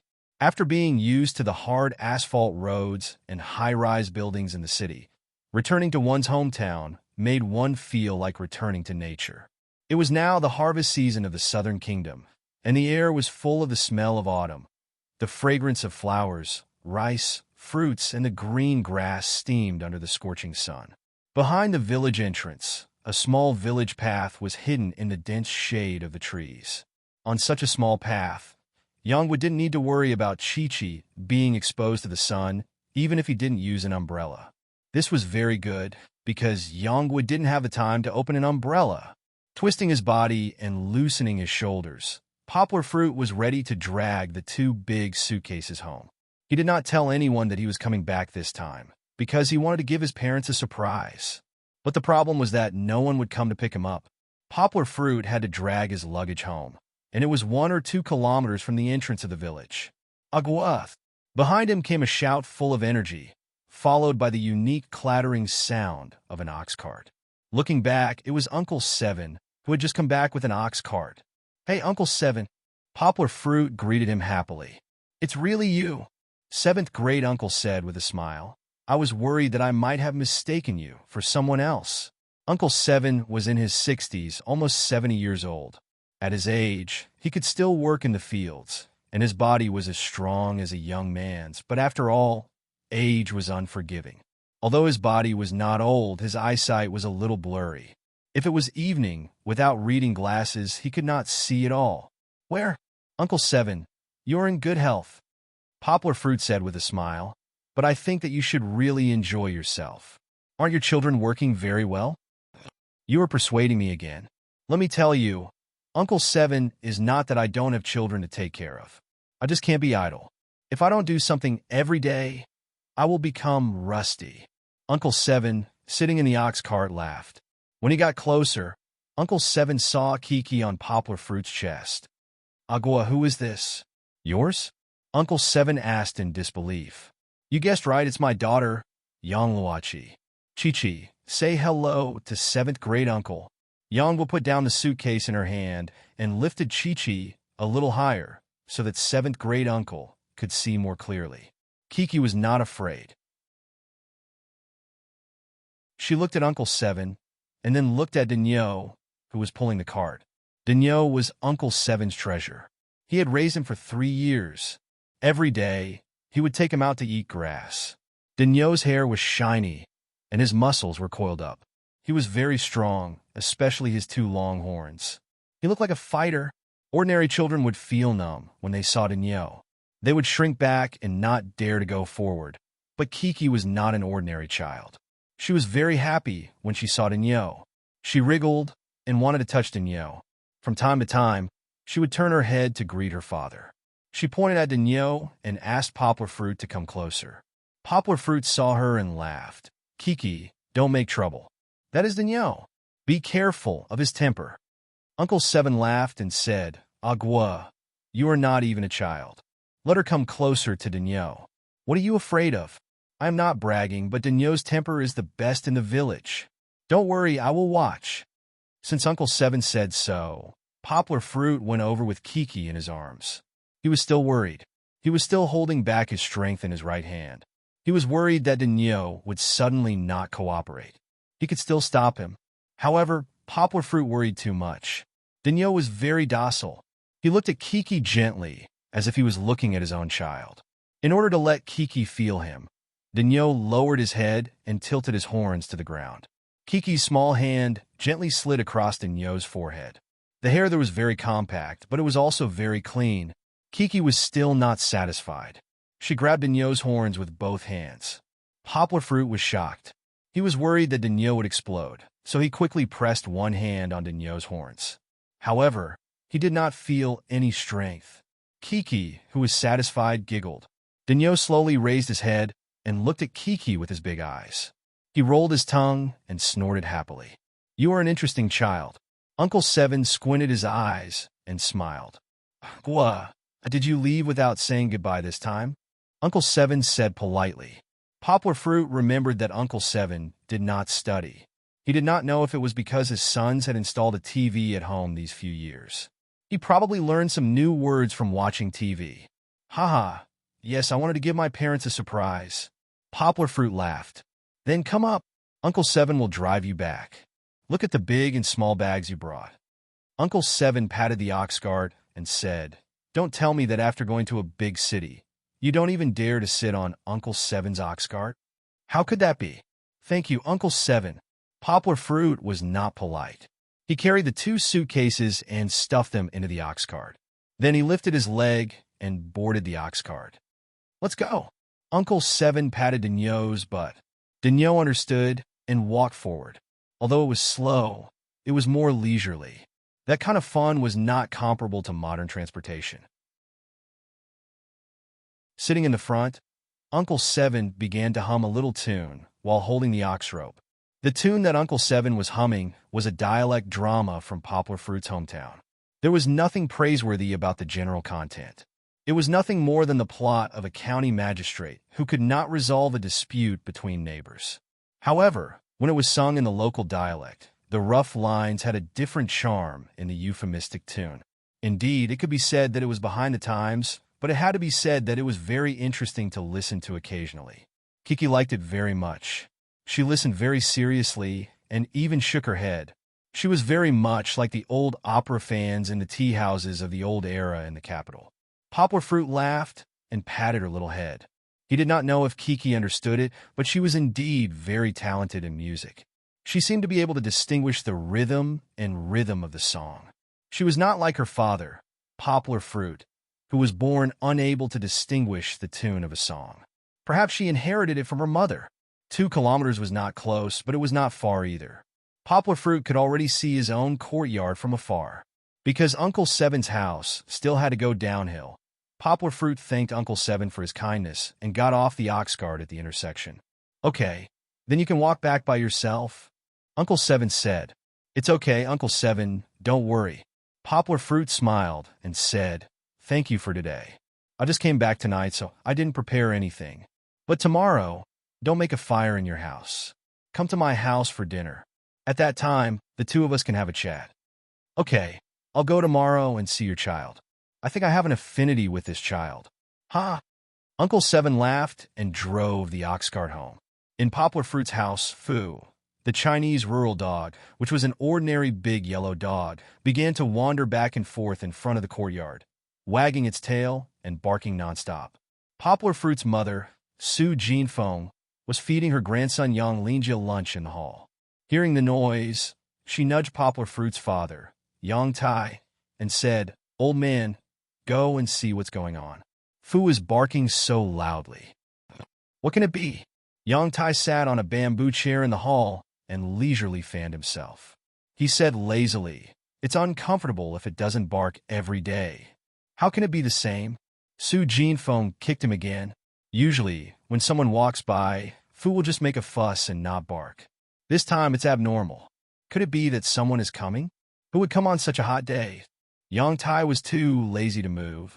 He squinted his eyes and said faintly. There was even a few snoring sounds coming from his nose. "Are you going or not?" Su Jinfeng couldn't stand Yang Tai's lazy appearance the most. She directly stuffed her foot under his butt and stored up her strength. If he didn't get up, she was going to kick him down. His wife was angry, so Yang Tai didn't dare to continue enjoying his afternoon nap. He struggled to sit up and said discontentedly, "At this time, the people in the village are either working in the fields or hiding at home. Who would come in the afternoon, son?" However, Fu's barking didn't stop. Yang Tai also stood up and prepared to go out to see what was going on. Su Jinfeng frowned and said, "Could it be that Guozi is back? Have you gone crazy from missing your son?" Yang Tai pulled on his slippers and turned around to sneer. "Didn't Guozi call a few days ago? He's on a business trip in Beijing. Why would he come back? You men only know how to go on business trips all day. You don't care about your home at all." Guozi is right. How old is little Kiki? She's not even a year old, and he's already running around. Beijing is so chaotic. What if Kiki is taken away by someone? Su Jinfeng said with a bitter face. Women are always thinking about useless things. Yang Tai said, "I know what kind of person Guozi is. Even outside, my granddaughter is taken care of by him. Nothing will happen. Furthermore, Guozi is going to Beijing for some meeting. He's going to do something big. Our old Yang family finally has someone who can stand out. Aren't you happy?" Yang Tai added, "That's not what I meant." Su Jinfeng frowned as she stood at the entrance of the hall and said unhappily. While they were arguing, Yang Tai had already walked to the door. He used his foot to chase away Fu, who was wagging his tail, and opened the door. The large iron door creaked open. Their son, Poplar Fruit, who they were just talking about, was standing at the door with a box in his hand. Poplar Fruit and Kiki, who was sitting on his chest, were looking at them with a smile.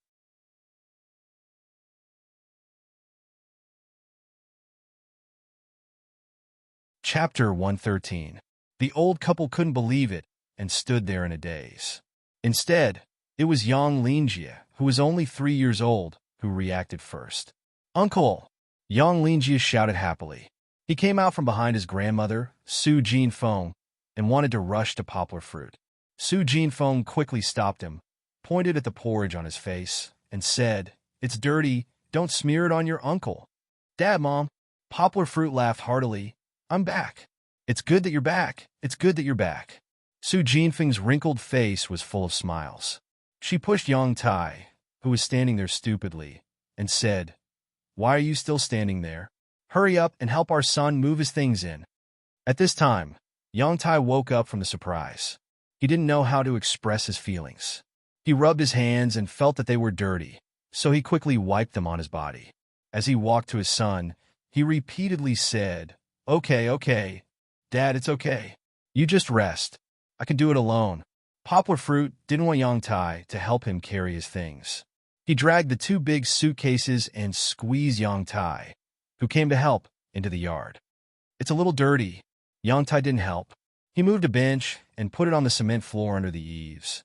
He pointed to the yard and said, the yard at home wasn't covered with cement, and it was still a large piece of soil.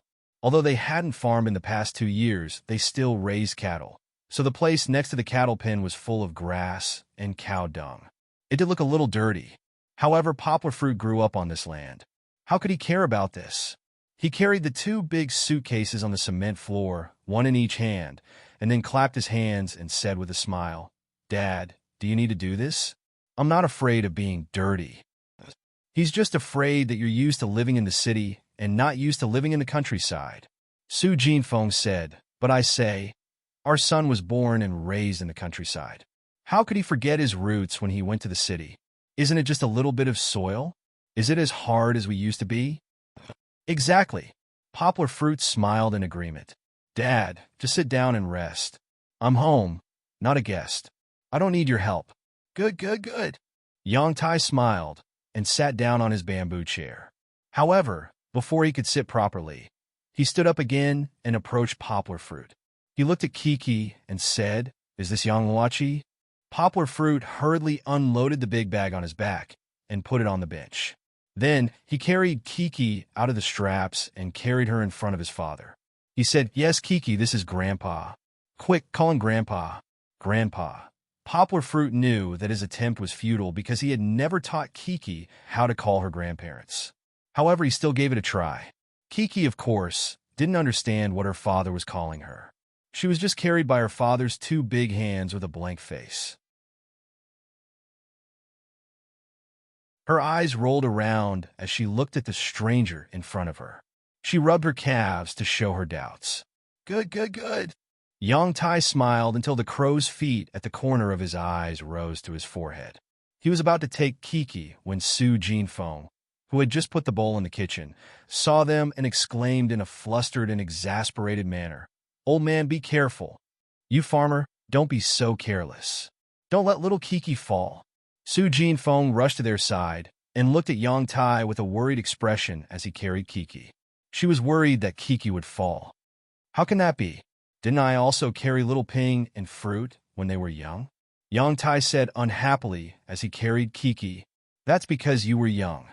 10 or 20 years have passed. Count yourself. How old are you now? You've been a farmer for so many years, and all your strength has been spent on the land. What do you know about carrying a child? Su Jinfeng nagged. Hearing the last word, Poplar Fruit quickly reached out and covered Kiki's ears. He whispered to his mother, "Mom, stop arguing with Dad.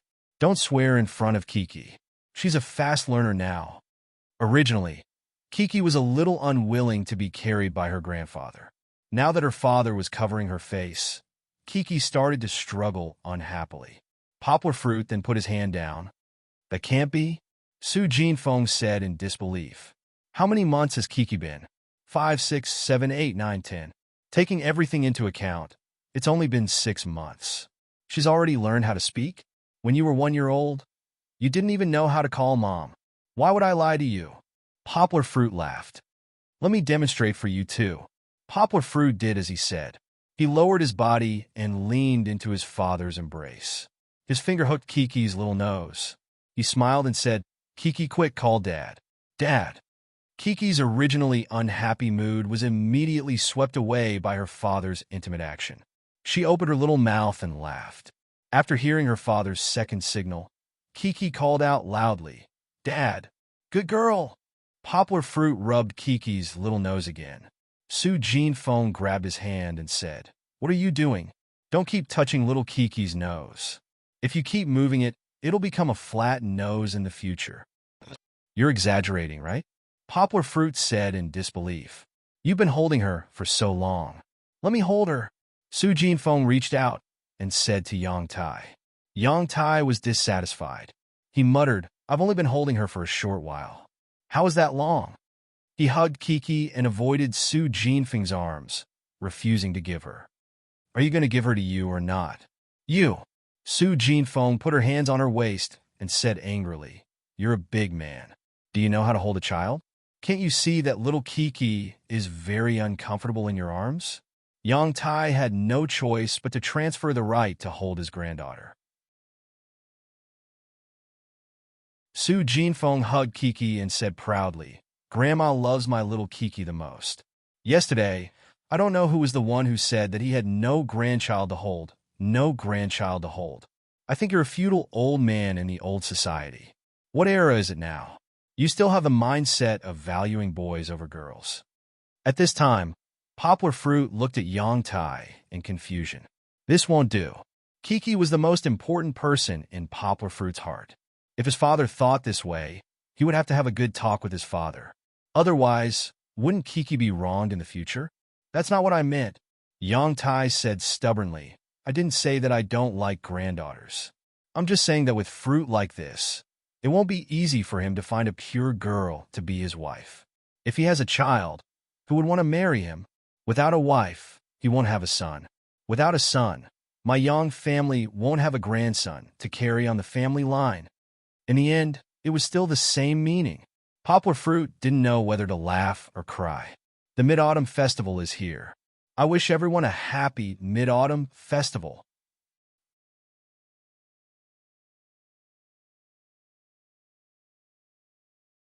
Chapter 114.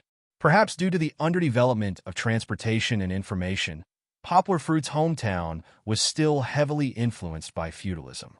Even in the second decade of the 21st century, The concept of carrying on the family line was still deeply rooted. Yang Tai was not well educated, and he was a farmer with his back facing the sky. He was more concerned about the issue of family inheritance. In his mind, Poplar Fruit was the hope of carrying on his bloodline. However, Poplar Fruit had not married yet, and he already had a child. Moreover, it was a girl. How could he not feel anxious? However, he also knew that times were different. Television always talked about changing one's mindset, so he was not willing to show that kind of thought. He hid it, but the knot in his heart was difficult to eliminate. His son had not come back, and he was worried that he might not be able to hide his thoughts and not be nice to his little granddaughter. He kept telling himself to restrain himself. However, to his surprise, when he saw Kiki's cute little face, Yang Tai felt as if he saw Poplar Fruit and Yang Ping when they were young.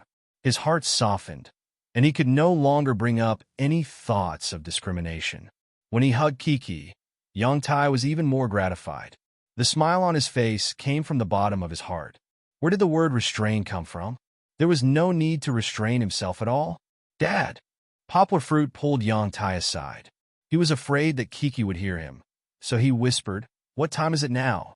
Why are you still thinking like this?" "I'm not."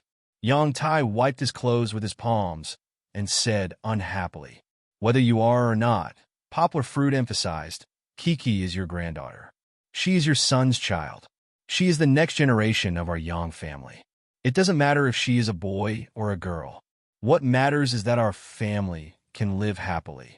That's enough. I don't want you to worry too much. It's not like your son can't make a living and has nothing to eat. Your son is becoming more and more promising. The money he earns in a month is more than what you can earn in 10 years of hard work. So, you don't have to worry that your son can't find a wife. When fate comes, a wife will come," Poplar Fruit said with a smile. But Yang Tai grabbed Poplar Fruit's arm and said, "Won't the girl care that you have a daughter? The premise is that she has to accept and even like Kiki." Poplar Fruit patted his father's calloused hand and smiled. "And Kiki has to like her. Otherwise, she wouldn't have been able to step into our house. Don't think that it's impossible." Poplar Fruit raised his hand to stop Yang Tai, who was about to speak, and said, "There are still many good girls in the world. Your son is not bad. He will definitely find one. You can rest assured." Yang Tai couldn't find a reason to refute, so he let out a long sigh and faintly said, "All right, take care of yourself. Dad can't help you much, so you have to rely on yourself in the future. But little Kiki, you don't have to worry that Dad won't like her. Dad can't wait to see her. Look at your mother. She won't let go of her. You can talk to her later." Poplar Fruit laughed and said, "That's none of my business. You have to talk to Mom yourself." "Talk about what?" Su Jinfeng asked curiously. "Nothing." Yang Tai didn't dare to say, so he replied unhappily, "Look at your son. You haven't seen him for half a year. Don't you feel that he has changed a lot?" Su Jinfeng chuckled. Yang Tai, who was careless, finally paid attention. He carefully looked at his son. Originally, Poplar Fruit was a little taller than him. Now, he realized that Poplar Fruit was more than a head taller than him. Even that face was much clearer than before. When a man looked at another man, he usually wouldn't pay attention to whether the other man was handsome or very handsome. At most, he would think that the other man was a little better looking. As for how much was a little, he didn't care. And Yang Tai wouldn't use such a fashionable word like handsome. When talking about good looks in the countryside, no matter if it was a man or a woman, they would say that they were very good looking. If it wasn't for Poplar Fruit's actions and voice being the same as before, Yang Tai would have suspected that his son had been swapped. But how could there be such a big change in half a year? Yang Tai expressed his doubts. Su Jinfeng also agreed. "Yeah, I think it's strange too." Poplar Fruit scratched his head and said, "Maybe it's because I've been exercising more. I recently learned a set of boxing from a master. Practicing every day might have stimulated my third puberty." Poplar Fruit didn't know what was going on. He tried to find a reason himself, but he could only forcefully link it to his own boxing. The origin of the boxing naturally couldn't be told. Poplar Fruit just made up a master. Su Jinfeng and Yang Tai weren't human researchers. They didn't doubt this reason, and they weren't interested in getting to the bottom of it. And at this time, they met with another problem. As soon as Kiki came back, she attracted the attention of Su Jinfeng and Yang Tai. The whole family surrounded her. The little nephew, Yang Lingjie, who was originally the most favored in the family, couldn't stand it. This treatment was originally for him alone. How could he be neglected when a little sister came? Yang Lingjie was still very active when Poplar Fruit came in. Every time his uncle came back, he would bring delicious food for him. Even when he saw Kiki, he was very curious and came over to take a look. But later, he found that his sense of existence had fallen to the bottom, so he stood aside unhappily. Su Jinfeng hugged Kiki for a long time. Yang Lingjie finally couldn't stand it anymore. He walked forward and hugged Su Jinfeng's leg. He said vaguely, "Grandma, I want a hug too." Okay. Wait a while. Su Jinfeng didn't care and said casually, "No, I want to hug now." Yang Lingjie said unwillingly, "You can't hug now. Grandma is hugging the little sister." Su Jinfeng explained, "Ooh, I want Grandma to hug me." "Grandma, hug me." Feeling wronged, Yang Lingjie started to cry. He tugged at Su Jinfeng's trousers and shook them, refusing to give up. After crying twice, he sat on the ground and made a scene. But the ground was full of dirt and grass. Poplar Fruit's eyes were sharp and his hands were fast. He rushed over and hugged Yang Lingjie, who almost rolled to the ground. "Little Jie, why are you crying? Can you tell Uncle?" Poplar Fruit patted the crying Yang Lingjie's back and comforted him. "Woo, Grandma won't hug me," Yang Lingjie said with grievance. He didn't stop crying. Crying is contagious among children. Chi-Chi turned her head and looked at Yang Lingjie, who was crying loudly. She looked at her father, who was hugging him, and Chi-Chi also puckered her lips and cried bitterly towards the sky. "Io, my sweetheart, why are you crying?" Su Jinfeng shook Kiki and comforted her. Kiki's voice was originally loud and clear. Although she came later, her voice gradually overshadowed the older Yang Lingjie. Not knowing if it was because he didn't want to be outdone, Yang Lingjie also opened his mouth and cried louder and louder. The two children's cries intertwined, as if it was a crying duet. However, in such a loud crying, the symphony wasn't as pleasant. As long as Kiki cried, no one except Poplar Fruit could stop her. Poplar Fruit, who loved his daughter, quickly exchanged comforting partners with his mother.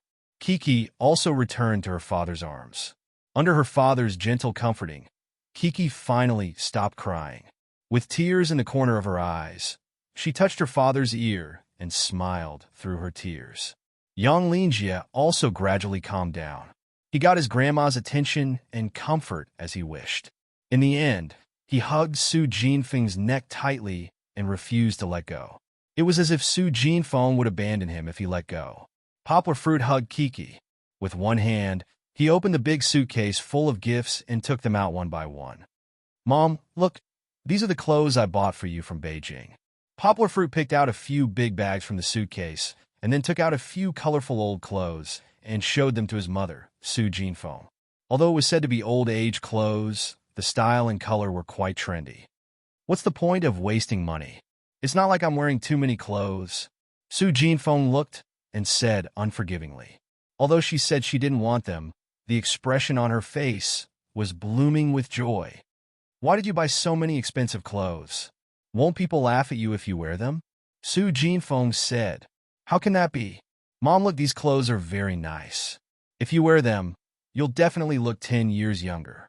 Dad won't be able to keep it," Poplar Fruit said with a smile. "Child, how can you say that?" Su Jinfeng said with a smile. "Why would I keep it for her? With her looks, do I still need to keep it for her?" Yang Tai said with dissatisfaction. "What's wrong? Do you think she's ugly now? Why didn't you say so earlier? If you said so earlier, I wouldn't have married you, old man." "Old." Su Jinfeng felt that this word was inappropriate. She paused and said, "Back then, I was also a flower in the 3 villages and 5 strongholds. If it wasn't for you being honest, would you have a chance?" Poplar Fruit smiled as he looked at his parents bickering. The old couple couldn't avoid these arguments in their life. However, their feelings didn't fade because of this. Instead, it was like tea leaves. The more they argued, the more mellow it became. "Dad, this is the hat and pipe I bought for you. There are also a few packs of good tobacco. However, you have to smoke less. These are enough to satisfy your craving. Smoking too much is not good for your health." Poplar Fruit said, "Why did you buy these? I only smoke hookahs. Take them away." Yang Tai shouted. He pretended that he didn't care at all, but his eyes kept glancing at the pipe. "Our son bought it for you. Just take it. Why are you saying so much?" At this time, Su Jinfeng turned around and lectured Yang Tai. "Xiao Jie," Poplar Fruit called. Yang Linjie, who was lying in his grandmother's arms, turned his head and saw the transformer toy in Poplar Fruit's hand. "What a big one! It's bigger than the one I saw when I went shopping with Mom." Yang Linjie's eyes lit up. Poplar Fruit held the transformer toy in his right hand and shook it. He smiled and said, "Xiao Jie, do you like it? Uncle bought it for you from Beijing." At this moment, the little grievance just now had disappeared from Yang Linjie's heart. It was replaced by endless ecstasy. He broke free from his grandmother's arms and rushed to Poplar Fruit with joy. Isn't this the mood between children? It's bad fast, but it's good fast too. On the night of the Mid-Autumn Festival, I wish everyone can eat mooncakes and enjoy the moon. Most importantly, you can be with the person you like.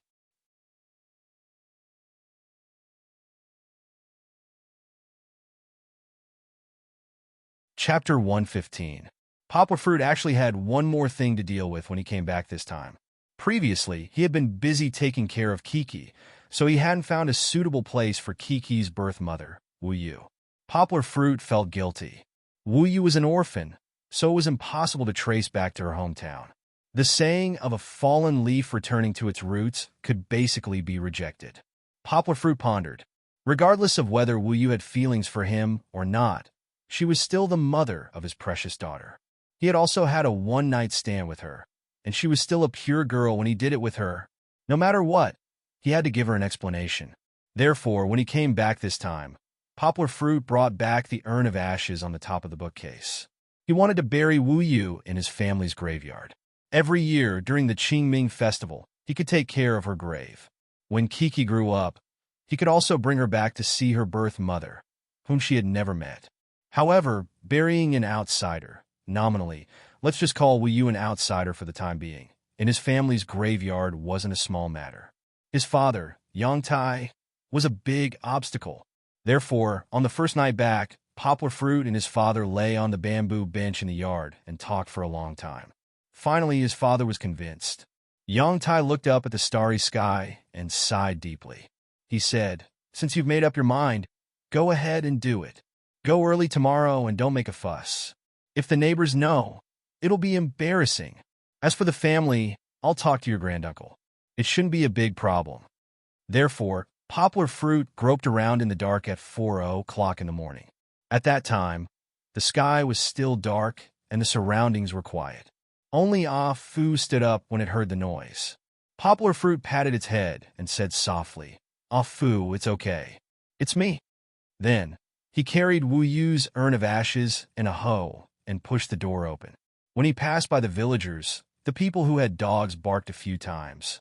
In order not to disturb the rest of the villagers, Poplar Fruit quickened his pace and trotted all the way. When he ran, he used a bit of skill. With a tap of his toes, he bounced up as soon as he landed. He was as light as a swallow, and in a flash, he was already far away. The village did not turn on the street lights after midnight. Poplar Fruit could only rely on the twinkling starlight. Fortunately, his eyesight was better than most people's, and a little light was enough. The Yang family's graveyard was on the back of a small hill 2 to 3 kilometers away from the village. There was a clear lake beside it.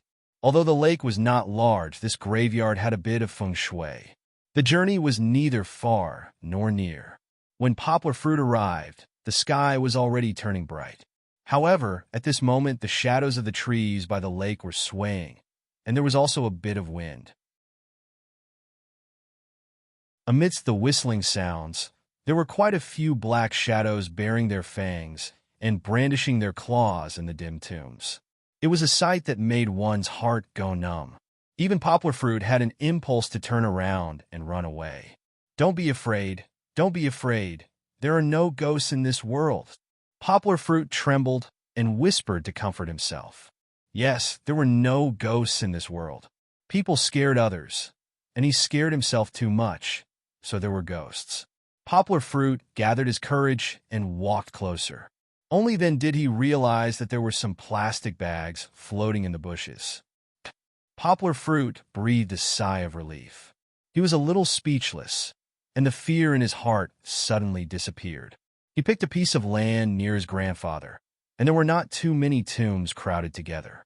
He gently put the urn of ashes aside, then picked up the hoe and started to dig. If it was the Yang Guo of the past, he would be too weak to even stand up to a gust of wind and wouldn't be able to handle this hoe. But now, he was very strong. He could easily lift the hoe, and with a swing and a dig, a large piece of soil was turned over. If it's just the urn, Yangwu doesn't need to dig a big grave. After digging a dozen times, the basic structure is dug out. After a little bit of trimming, a square 1 cubic meter grave is ready. Poplar Fruit clapped his hands, knelt on the ground, and picked up Wu Yu's urn of ashes. He gently stroked it, sighed softly, and said, "Wu Yu, Kiki was born. Why didn't you persist? Why did you leave just like that?" Poplar Fruit seemed to have returned to the time when he rushed to the hospital. Wu Yu was lying alone on the hospital bed. Her face was pale, and her forehead was full of sweat. "I know you suffered a lot," Poplar Fruit muttered, "but you should have told me. Why did you bear it alone? Am I, Poplar Fruit, such an irresponsible person? If you had told me, you wouldn't have ended up like this.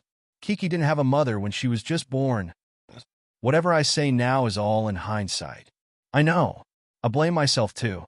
Poplar Fruit smiled bitterly. "When I saw you, I should have encouraged you more instead of asking you this and that.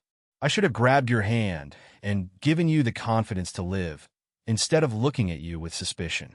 Why was I so stupid? You are also stupid. You didn't protect yourself. Is the child so important to you?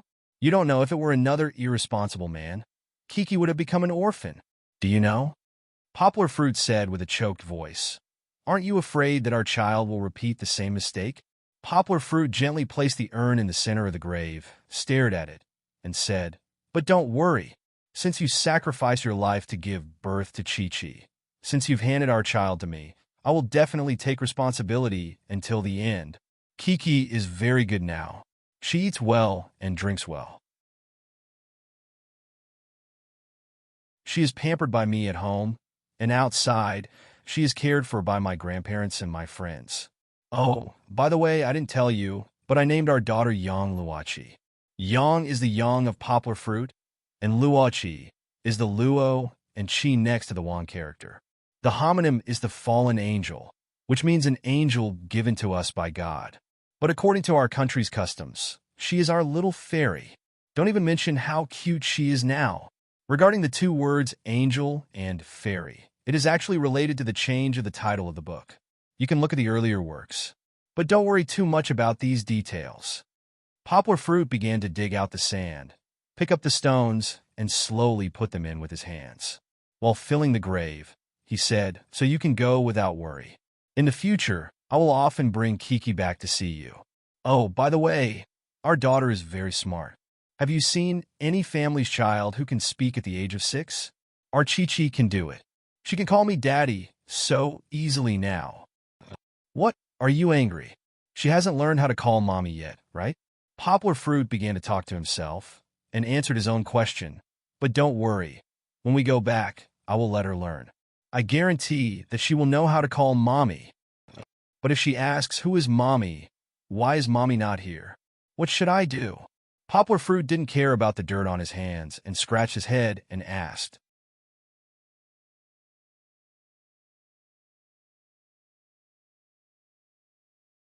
Chapter 116. "Okay, I got it," Poplar Fruit said with a smile. "I will find a stepmother for Kiki so that she can feel the warmth of home. Of course, she must love Kiki. That's the prerequisite."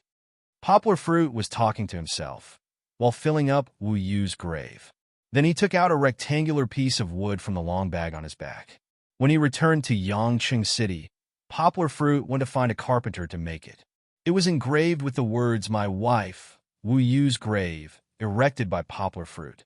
"I was in a hurry, so I didn't have time to prepare a tombstone for you. How about this?" Poplar Fruit said with a smile, "When I come back next year, I will give you a better one." After erecting the tombstone, Poplar Fruit stood up. He held the hoe and looked at the hazy sky. It was almost 5 o'clock, and the villagers were about to get up and get ready to go to work. Yangguo was not in a hurry to go back. He looked around and then walked to the lakeside. He used a hoe to carefully dig out a Chinese redbud that had just grown for less than a year, along with its roots. Chinese redbud was a relatively common shrub in the south. It was very different from the Chinese redbud in Hong Kong. It was not as beautiful, but it was more adaptable to the environment. During the process of transplanting, even if it was planted in the sand, it could still survive. The reason why Yangguo chose Bauhinia was because he remembered a poem by the Tang Dynasty poet Wei Yingguo, seeing the Bauhinia flower. Miscellaneous heroes have accumulated, leaving only the fragrance in the late spring. Like the trees in the old garden, suddenly remembering the people in the old garden. The Chinese redbud flower also had the meaning of family harmony and deep affection. Perhaps it was the most suitable to use it to commemorate the passing of Wu Yu. This redbud was still young, and he estimated that it would only bloom next year or the year after. By the time the flower bloomed, Chi-Chi should have grown up. At that time, bringing her to see Wu Yu and seeing the flower bloom brilliantly might not be a bad thing. Poplar Fruit carefully planted the Chinese redbud in front of Wu Yu's grave. He was worried that its roots would disturb Wu Yu. After planting it, Poplar Fruit stood up with a smile, clapped his hands, and said, "Wu Yu, I will stop here today. I have helped you to prepare the place. You can rest in peace. In the future, I will come to see you often." Poplar Fruit looked at the newly built grave affectionately, picked up the hoe, and walked back to the village without looking back. The sky was already bright. When he returned to the village, Poplar Fruit could hear many people washing and talking in the courtyard. The farmers all woke up at sunrise and returned at sunset. It was not strange for them to wake up at 5 o'clock. If they woke up late, people would say that they were lazy. Fortunately, Poplar Fruit did not meet anyone on the way home. This saved him the trouble of making up excuses. A few years ago, his parents also woke up early to take the cows to work in the fields. After Poplar Fruit let them rest for 2 years, his parents did not need to wake up so early. Poplar Fruit returned to the courtyard. The house was still quiet. He was not sleepy anymore. After washing his hands, he started his morning practice in the courtyard. He still practiced his Tai Chi first. He practiced slowly. He fully stimulated and honed every muscle and cell in his body. Then he practiced quickly. His movements were so fast that his shadow could not be seen clearly. When he was about to stop, his father's voice suddenly came from behind him. "Not bad.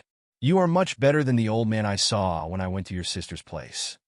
Yang Tai said with a smile, "No wonder you grew so tall in a year." Poplar Fruit was speechless.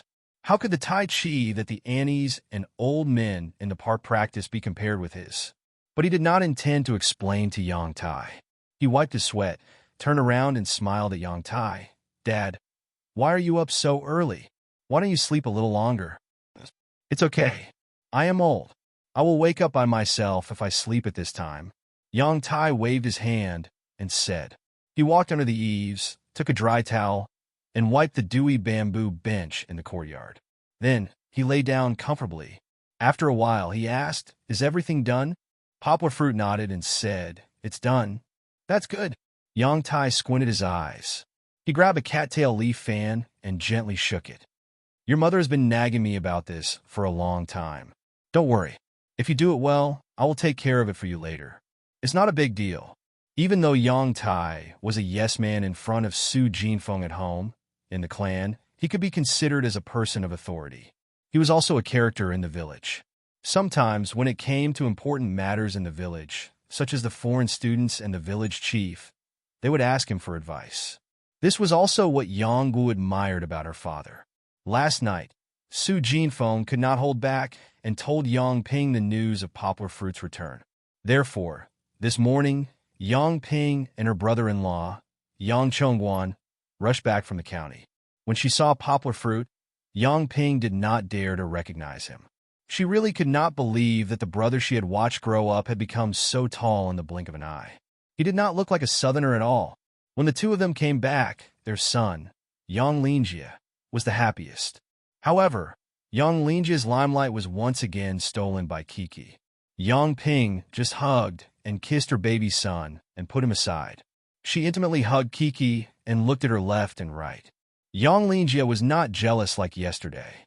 The Transformers toy Poplar Fruit gave him was not warm yet. After he was put down by his mother, he ran into the house and took the Transformers toy out, showing it off in front of his father. After putting down Kiki, Yang Ping pulled Poplar Fruit aside and said with a serious face, "Fruit, what are you thinking?" "What do you mean, what am I thinking?" Poplar Fruit laughed. "You are not married yet, and you have a—" Yang Ping stuttered towards the end. Poplar Fruit knew that she wanted to say the word burden, but Poplar Fruit did not blame her. "Sis, don't worry about me." Poplar Fruit patted Yang Ping's shoulder and laughed. "How can I not worry about you?" Yang Ping was a little annoyed. She said, "Mom told me that you only went for one blind date that she arranged for you. After that, you never went again. If you don't interact more with other girls, how can you find a wife?" Poplar Fruit did not know whether to laugh or cry. He said, "Sis, don't mention blind dates. Blind dates are the most unreliable thing." Yang Ping glared at him and said, "Who said they are unreliable? Didn't I meet your brother-in-law through a blind date? That's different. You were lucky." "No, my brother-in-law is lucky." Poplar Fruit laughed. "Moreover, I am 23 or 24 years old this year. Is it necessary to worry about my marriage so soon? If you don't have a child, you can play however you want. But it is different now." Yang Ping said with disappointment, "If you don't get married while the child is still young, what if the child grows up and is sensible and refuses to let you find a wife? Besides, at that time, other girls will despise you for having such a big child. You can't hide it even if you want to." "I don't have to hide it. When I find a wife, she must first be able to accept and like Kiki. This is the prerequisite," Poplar Fruit said seriously. "If she doesn't like Kiki, I won't accept her. Also, I think that you don't have to worry about me. When fate comes, my wife will come." After chatting with his sister for a while, Poplar Fruit, his mother, sister, and brother-in-law, Yang Chongguan, drove to town to buy groceries. Because it was not only Poplar Fruit's family, but also a few uncles and other relatives in the family were invited for dinner. It was considered as bringing Kiki to everyone, so there were a lot of groceries to buy. The whole family was mobilized, and only Yang Tai stayed at home to look after Yang Lingjie. Carrying Kiki, Poplar Fruit smiled and followed behind them with a basket. The market in town was not as clean as the one in Yangcheng, but it was better in terms of the variety of vegetables, especially the seafood, which was just delivered by the fishermen who went out to sea last night. It was dripping with water and very fresh, and none of it was frozen. Many people in the market in town were from the village, so they were very familiar with his mother and sister. Seeing Su Jinfeng greet them, Poplar Fruit could only open his mouth, not knowing how to address them. Actually, Poplar Fruit still had some impressions, but after entering high school and university, his knowledge and circle of friends were no longer limited to the small town. His memories of the past were not very good, and now they were all blurred. Poplar Fruit could not help with the cooking, so his mother, sister, and a few other village women took over the chores. Poplar Fruit also did not have time to help, as he was busy comforting the crying Kiki. Kiki was originally very happy today, as she could go shopping with her father and even take the car. But when she got home, all the aunts and uncles came to see her. The cute Kiki was naturally loved by everyone, but it was not enough to see her. Soon, Kiki was carried out from her father's arms, and a few women smiled and hugged her. Those who were hugging Chi-Chi were reluctant to put her down, while those who were waiting couldn't help but touch Chi-Chi's delicate little face. In a flurry of hands and feet, Chi-Chi was tormented by this group of women who were full of maternal instincts. Kiki's mood quickly turned from sunny to cloudy, and finally, she could not bear it anymore and simply cried. She waved her little hands, crying and shouting loudly and vaguely, "Dad! Dad!" Poplar Fruit heard the cry and ran over, feeling sorry for his daughter, and hurriedly carried Kiki back. But Kiki did not cooperate this time. She was still unwilling to stop when she returned to her father's arms. She hugged her father's neck and sobbed pitifully. Her tears were all over Poplar Fruit's neck, and she only stopped when it was almost time to eat. The banquet in the countryside was naturally not as exquisite as in a big hotel, but it was very sumptuous. Fish, scallops, prawns, small abalones, and other seafood were dazzling.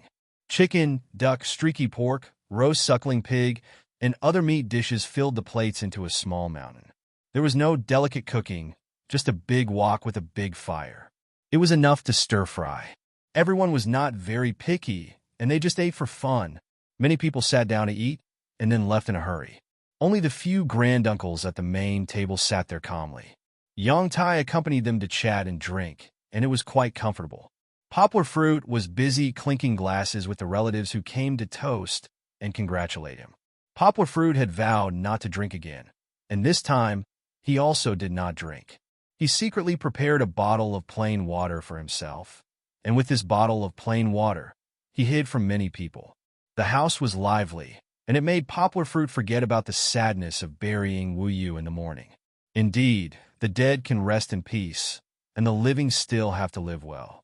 Begging for monthly votes, begging for recommendations.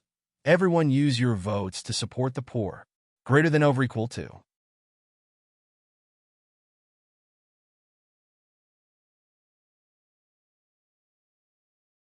Chapter 117. Rumble, rumble, rumble. Lightning flashed and thunder rumbled.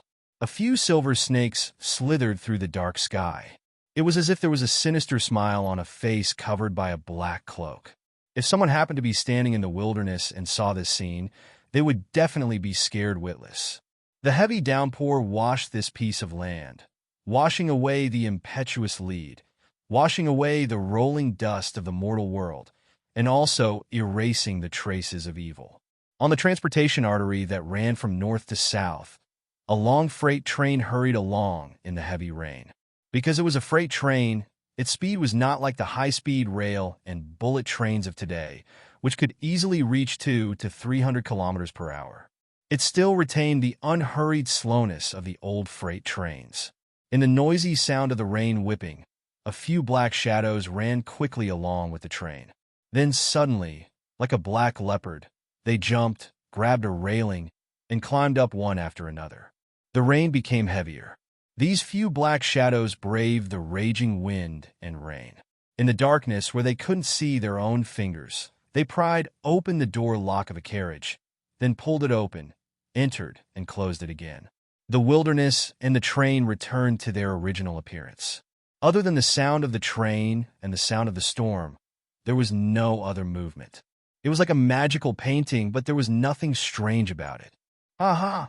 Inside the train carriage, in the same darkness, there was a few heavy breathing sounds, followed by a crazy laughter. "Motherfucker! What are you laughing at, you little bastard?" A panting voice was heard. "Fuck! Are you scolding me?" The owner of the strange laughter scolded back. "I'm laughing at the boss for being too talented. What do you know?" He scolded. The person who spoke first was very unhappy and scolded back. The two people lay in the darkness, scolding each other across the air, making the whole carriage buzz. Blah, blah, blah, blah. Stop arguing.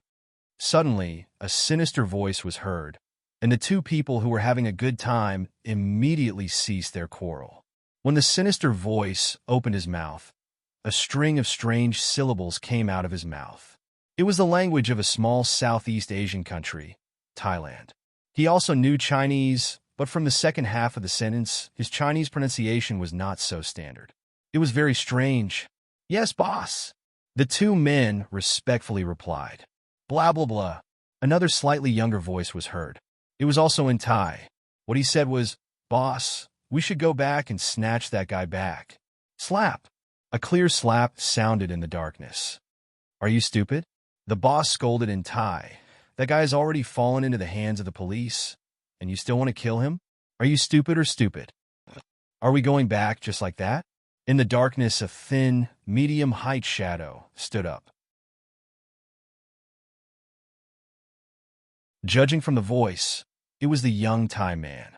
He shouted unwillingly, "It's not easy to come here, but I didn't get any money. Big brother, how are we going to explain this to father?" "Su Pan, you've done your best." The man who had laughed the loudest earlier also comforted him in Thai. "If it weren't for our boss's vigilance, we might have been killed by the police. Let's go back first. It won't be too late to come out and earn money in the future. There's a Chinese saying, where there's life, there's hope. There will be more money in the future." "That's right. That's right." There was another man who spoke in Chinese.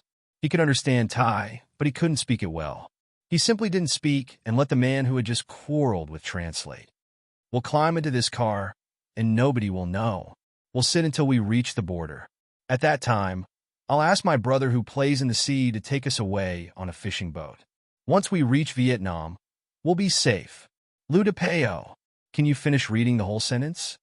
The man suddenly stared at Lu DePeo, who was translating for him. "Don't fucking cut corners. Do you think I won't listen to you?"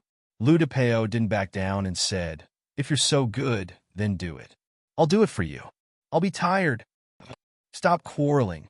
The boss slapped the carriage, and the iron plates clanged. The entire carriage immediately quieted down. After a pause, the boss leaned against the cardboard, closed his eyes, and coldly said, "Do you still have the guns?" Su Pan's eyes lit up as he patted his bulging waist and said, "Here, big brother." Lu DePeo nodded and said, "They're all here. Boss, before we left, we wrapped the guns in our raincoats." "Good." The boss didn't stand up, but he suddenly opened his eyes. His bell-like eyes actually had some luster in the dark. He glanced at the three men and said slowly, "We can't go back like this." "That's right. Boss, what are we going to do?" Su Pan excitedly rushed to say, "Should we kidnap someone? Catch a woman and sell her? China is full of good-looking beauties." At the end of his sentence, Su Pan swallowed a mouthful of saliva. "Boss is talking. Why are you interrupting?" Lu DePeo pulled Su Pan. "Su Pan, you're really stupid." The smoker fumbled for a cigarette and took a deep puff. He laughed at the side, and the red light flashed in the dark. Ignoring what the other three were saying, the boss continued, "This time, we escaped and took this train to the south. The police will never guess that we're here.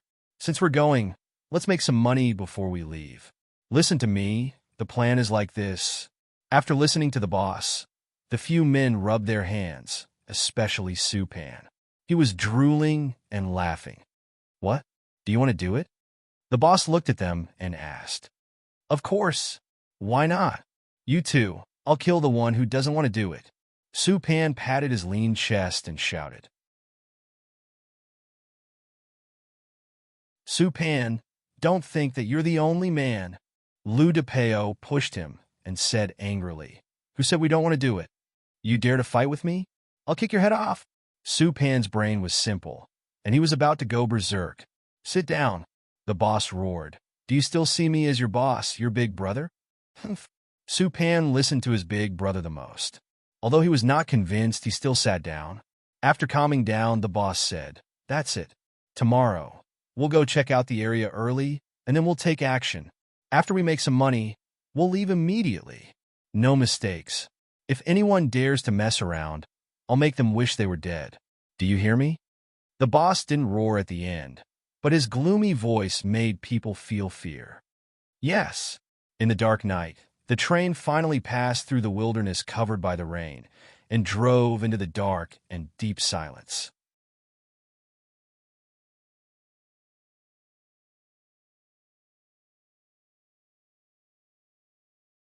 Chapter 118. At night, the relatives and friends left one after another, and the Yang family finally returned to its usual peace. Of course, the trash and messy dining table still needed to be cleaned up. Poplar Fruit was chased back to the house by his mother and sister to take care of Kiki, so he couldn't help with these chores. Therefore, Poplar Fruit made a bottle of milk for Kiki before bed.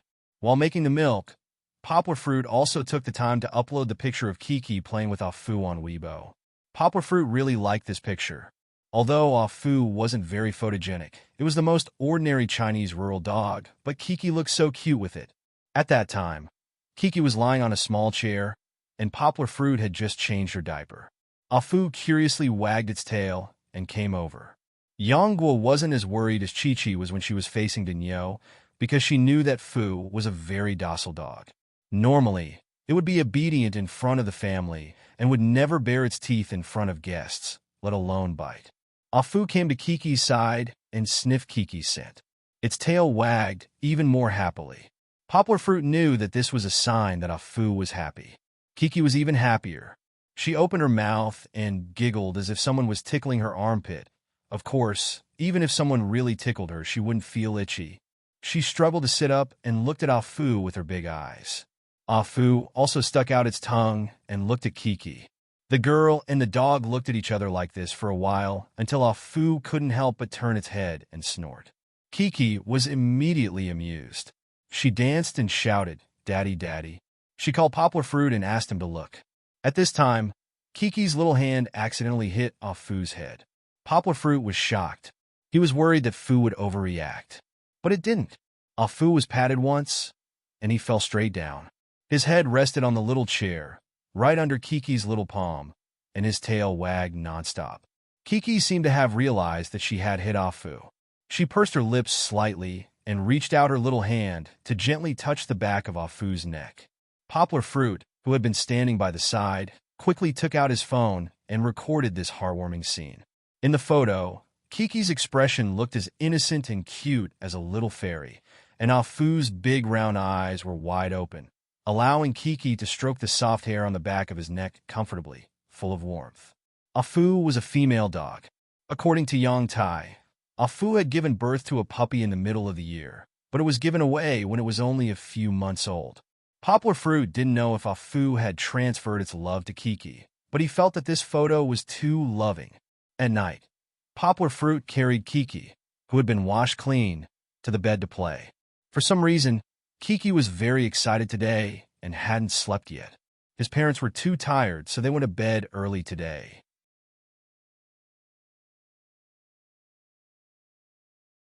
His sister and brother-in-law went to Poplar Fruit's room to chat. The three of them surrounded the bed, and together with the headboard and the wall, Kiki was in the middle. Kiki had recently learned how to crawl, so she giggled and crawled around the bed.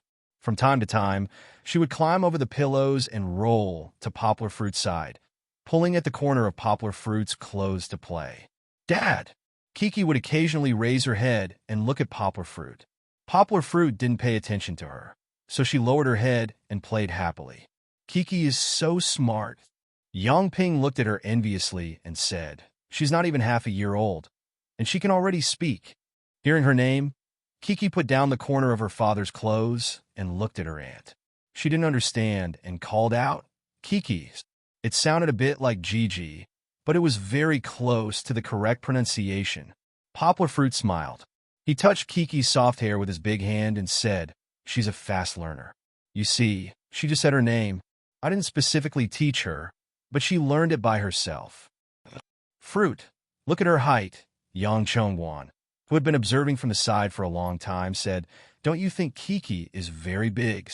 Poplar Fruit looked carefully and looked at Yang Chongwan in confusion. He said, "Really? Why don't I think so?" "Chongwan, now that you mention it, I think it's true." Yang Ping nodded as if she suddenly understood and said, "Fruit, you look at Kiki all day long. How can you feel it?" "Maybe, but what does it mean to be very big?" Poplar Fruit asked doubtfully. "The more you talk, the more confused I am." Yang Ping explained, "We're saying that Kiki doesn't look like a 6-month-old child now. She's growing too fast. When Xiao Jie was this big, he was only this big." She gestured a length of about 60 centimeters. "Look at Kiki. She's so tall now." Yang Ping continued. Poplar Fruit picked up Kiki, who had crawled to his side, and put her feet on the bed. With a glance, Kiki should be more than 60 centimeters. She should be more than 70 or 80 centimeters. Poplar Fruit kissed his daughter, put her down, and patted her little, but to let her play. She's indeed grown a little. Poplar Fruit didn't care and smiled. It was a good thing for a child to grow a little bigger. There could be many reasons: genetic inheritance from the parents, good nutrition, more exercise, etc. Maybe it was a combination of the first two. Poplar Fruit himself had grown to 187 or even 188 meters. Wu wasn't short either. Kiki's bone structure naturally wouldn't be too bad. As for nutrition, ever since Kiki was born, during the most difficult time, Poplar Fruit had to buy imported milk powder for Kiki even if he had to starve himself. Now that the conditions were better, and with the help of her godparents, Zheng Yujie and the others, all kinds of expensive nutritional products were piled up in the cabinet. How could it not be good?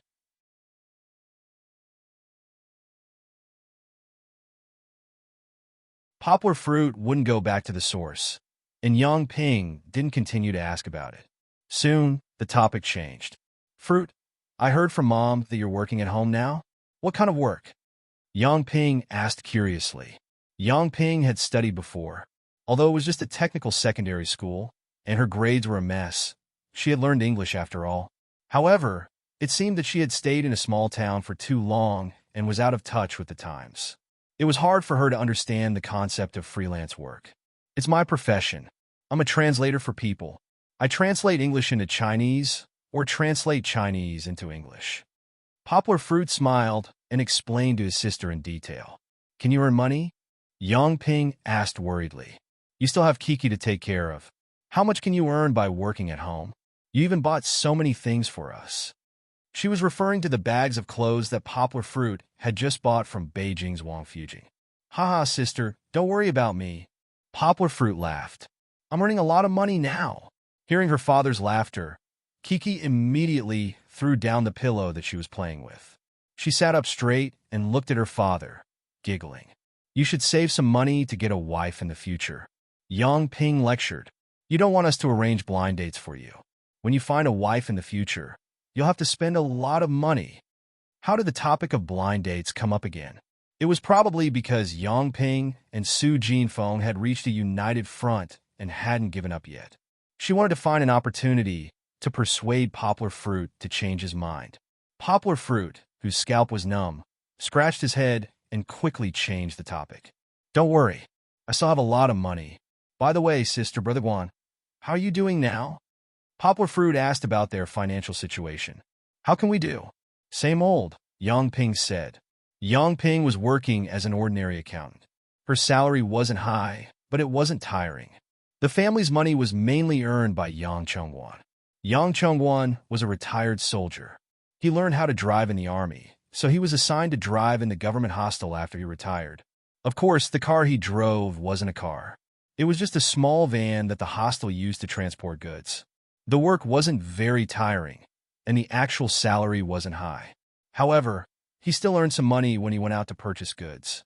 The couple's income was considered average in a small county. They even bought a house last year. However, they became mortgage slaves after they bought a house. Every month, they had to pay a high mortgage. Their lives were a lot more difficult. In addition, after 1 or 2 years, Yang Linjie would have to go to kindergarten and primary school. This was a bottomless pit. When the time came, even if the couple invested all their money, they still wouldn't be able to fill it up. Poplar Fruit and Yang Ping were chatting. Ah Fu, who was standing guard outside, squeezed a gap in the closed door. It stuck its head out to take a look and sneaked in sneakily. When the door squeaked slightly, Poplar Fruit noticed it. However, the house wasn't renovated. The floor was made of rough cement. Many small cracks were stuffed with mud. Therefore, Poplar Fruit didn't care if Ah Fu would dirty the room. Although he didn't chase it out, Poplar Fruit still looked at Ah Fu. He was worried that it would jump onto the bed. Obviously, Poplar Fruit worried too much. Ah Fu was such a good dog. How could it do something unpleasant? It simply swam around the bed and sniffed Chi-Chi's scent in the air. Then it barked twice. Woof, woof. Kiki, who was a little tired from crawling around, heard the barking. Her confused little eyes suddenly lit up. She was very excited. Using her hands and feet, she quickly climbed over the pillows and climbed to the edge of the bed. Under the protection of her father's arms, Kiki lay on the edge of the bed and looked at Ah Fu with a smile. She also mimicked it and barked, "Wow, wow." Kiki's mimicry wasn't very similar, but it was very loud. Ah Fu excitedly jumped twice on the ground and barked back. Chi-Chi still wanted to learn from Yonghua, but Yonghua didn't allow her to do so. She kept yelling at night, and it was too disturbing. It took Poplar Fruit a lot of effort to stop these two playmates from having so much fun. If they got together again, Kiki wouldn't be able to sleep tonight. He hugged Kiki in his arms and coaxed her to sleep. Afu didn't go out. It circled around twice and quietly lay down next to a chair. Its head was on its forelegs, and it gently looked at Kiki, watching her slowly fall asleep. After Kiki fell asleep, Poplar Fruit put her on the bed. Then he looked back at his sister and brother-in-law. His eyes sparkled as he asked, "Have you ever considered starting your own business?"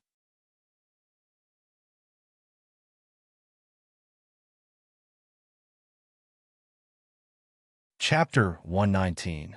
Poplar Fruit's sudden words made the whole house quiet down.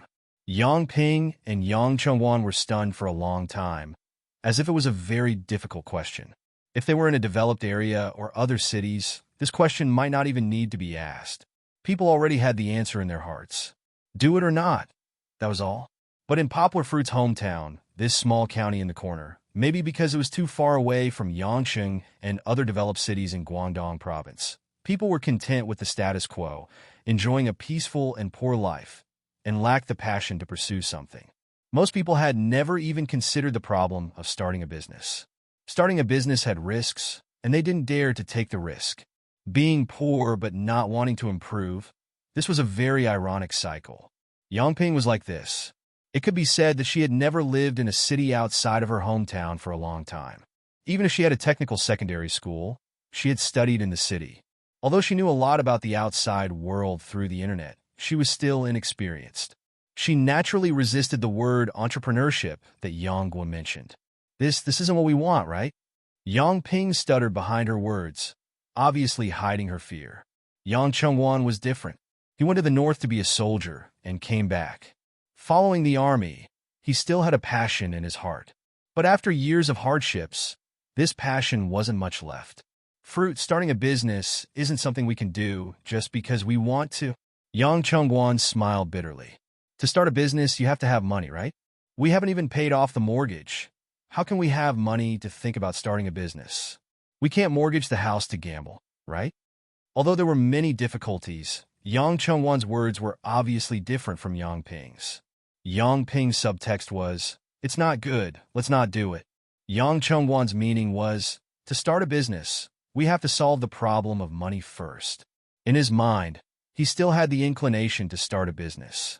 Yang Chengwan, if you dare to touch this house, I'll pinch off your ears. Yang Ping was usually gentle, but when it came to big matters, she inherited her mother's fiery character, Su Jinfeng. She was also merciless when she spoke. I didn't mean that. What I'm saying is that you can't. That's just a metaphor. Yang Chengwan complained.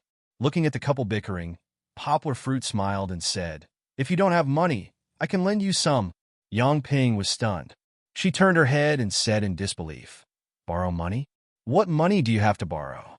You've only graduated for a little over a year, and you don't have a job yet. Yo, sister, don't look down on your brother." Poplar Fruit laughed. "Anyhow, your brother is a young talent with an annual income of millions." "A million? What did you do to earn so much?" Yang Ping's face was still suspicious as she stared into Poplar Fruit's eyes. Translation: I already told you, but you didn't believe me, Poplar Fruit said with a smile. Knowledge is wealth. Your brother relies on his brain to make a living. No need. You can keep the money you earn to find a wife. Yang Ping said. Poplar Fruit was speechless with his sister. He simply ignored her and said to Yang Chengwan directly, "Brother-in-law, have you ever thought about what you want to do if you want to start a business?" Yang Chengwan shook his head and said, "No, we don't have any knowledge or culture. What can we do?" Yang Ping said. She was still thinking about dispelling the idea that Poplar Fruit started. "Who said so?" Poplar Fruit said. "Let's not talk about the future. Let's talk about our county. Which rich people have high education? Didn't you see that those big bosses didn't have any education? As long as you have the courage to try, nothing is impossible. How about we open a restaurant? Yang Chengwan asked. Poplar Fruit shook his head and said, No, there are a lot of restaurants in our county. We don't have anyone who is particularly good at cooking. Ordinary rural dishes aren't competitive. How about a car repair shop? I'm good with cars. Opening a car repair shop shouldn't be a problem, Yang Chengwan said excitedly. It's not that simple. Poplar Fruit once again rejected Yang Chengwan's idea. He explained, first of all, the auto repair business is actually very controversial. Most of it is monopolized by those who have connections with the Traffic Control Bureau. We can't compete. Besides, in a small place like ours, there aren't many good cars. We can't bear to spend money to repair the bad cars. If we open an auto repair shop, it might be a losing business. He only knows how to drive. Yang Ping interrupted and said, Why don't we buy a truck and let him run the business? Poplar Fruit smiled and said, Let's go to a sports car. It's hard work and the money isn't much. Brother-in-law, you might as well stay in the guest house. It's better that way. I'm not talking about those who go to other places to deliver goods, Yang Ping explained. Isn't the express delivery industry recruiting partners now? In the county, the things I buy on Taobao can't be delivered by express delivery. I can only send them to the post office. I think if we buy a car to deliver the goods, it should be a good business. There's a delivery. Yang Chengwan patted Yang Ping's shoulder and said, A few days ago, I was driving on the east side of the city and saw a new express delivery shop. Then I heard that there were a few in the south side of the city that were preparing to open. You really know how to pick the time. When I wanted it, there wasn't a single one. Now that I saw the business opportunity, someone else took it first. Yang Ping said dejectedly, Express delivery makes money, but it's hard work.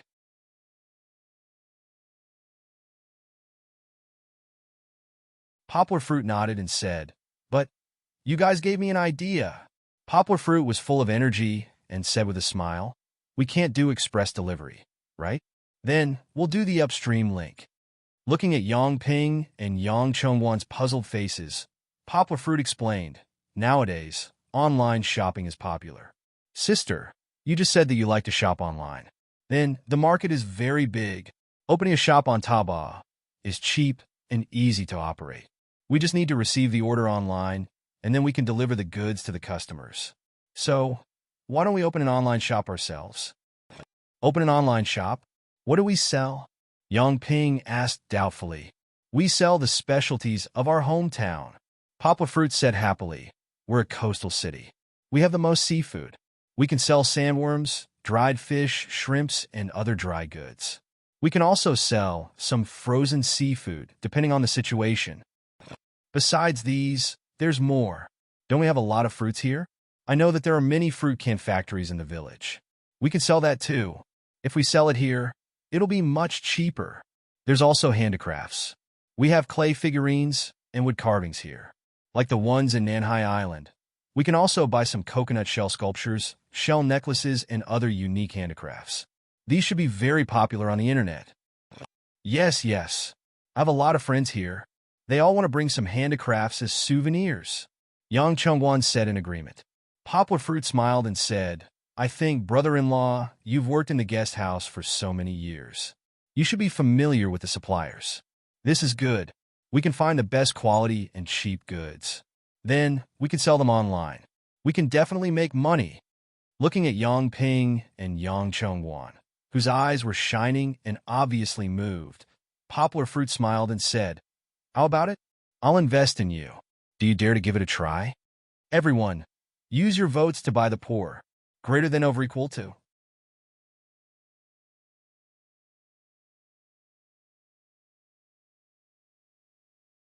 Chapter 120. The sun was shining brightly today, or perhaps it was too beautiful. The sun was shining brightly in the sky without any clouds. The whole world was shining brightly, making people feel flustered. It was already November, but the weather in the Southern Kingdom was still not as cool as it was in autumn.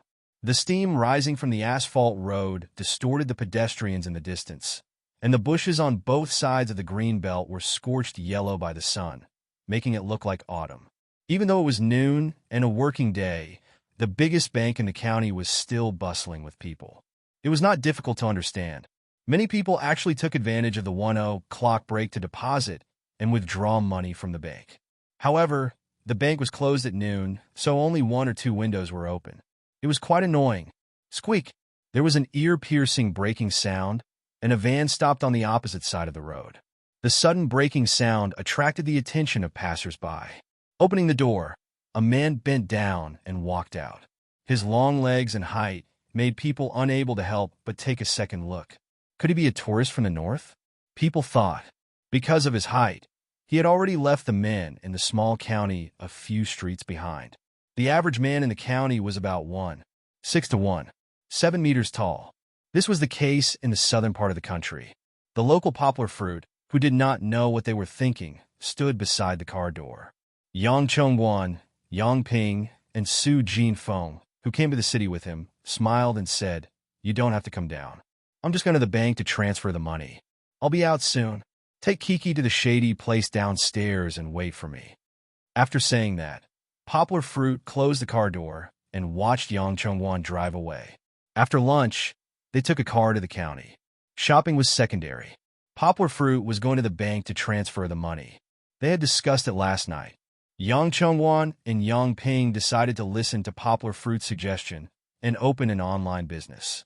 Yang Chongguan said something reasonable, which was rare. "If you don't take the risk, you will be poor for the rest of your life. Give it a try. Even if you fail, you will have to start from the beginning."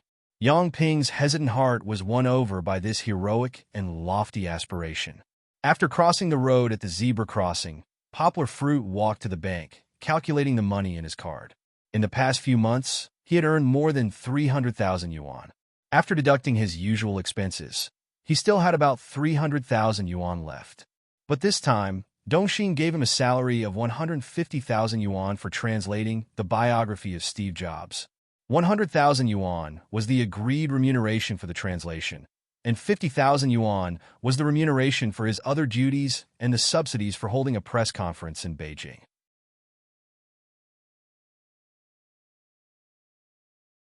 To be honest, the money he earned as a translator was not as much as what he earned from doing missions. It was also several times harder. This was also a strange circle in the translation industry in the country. When translating for a publishing company, the translator would always be paid a fixed amount. Regardless of whether the translation was good or bad, or whether the book sold a lot or not, it had nothing to do with the translator. It was no wonder that the literary translation circle was getting smaller and smaller.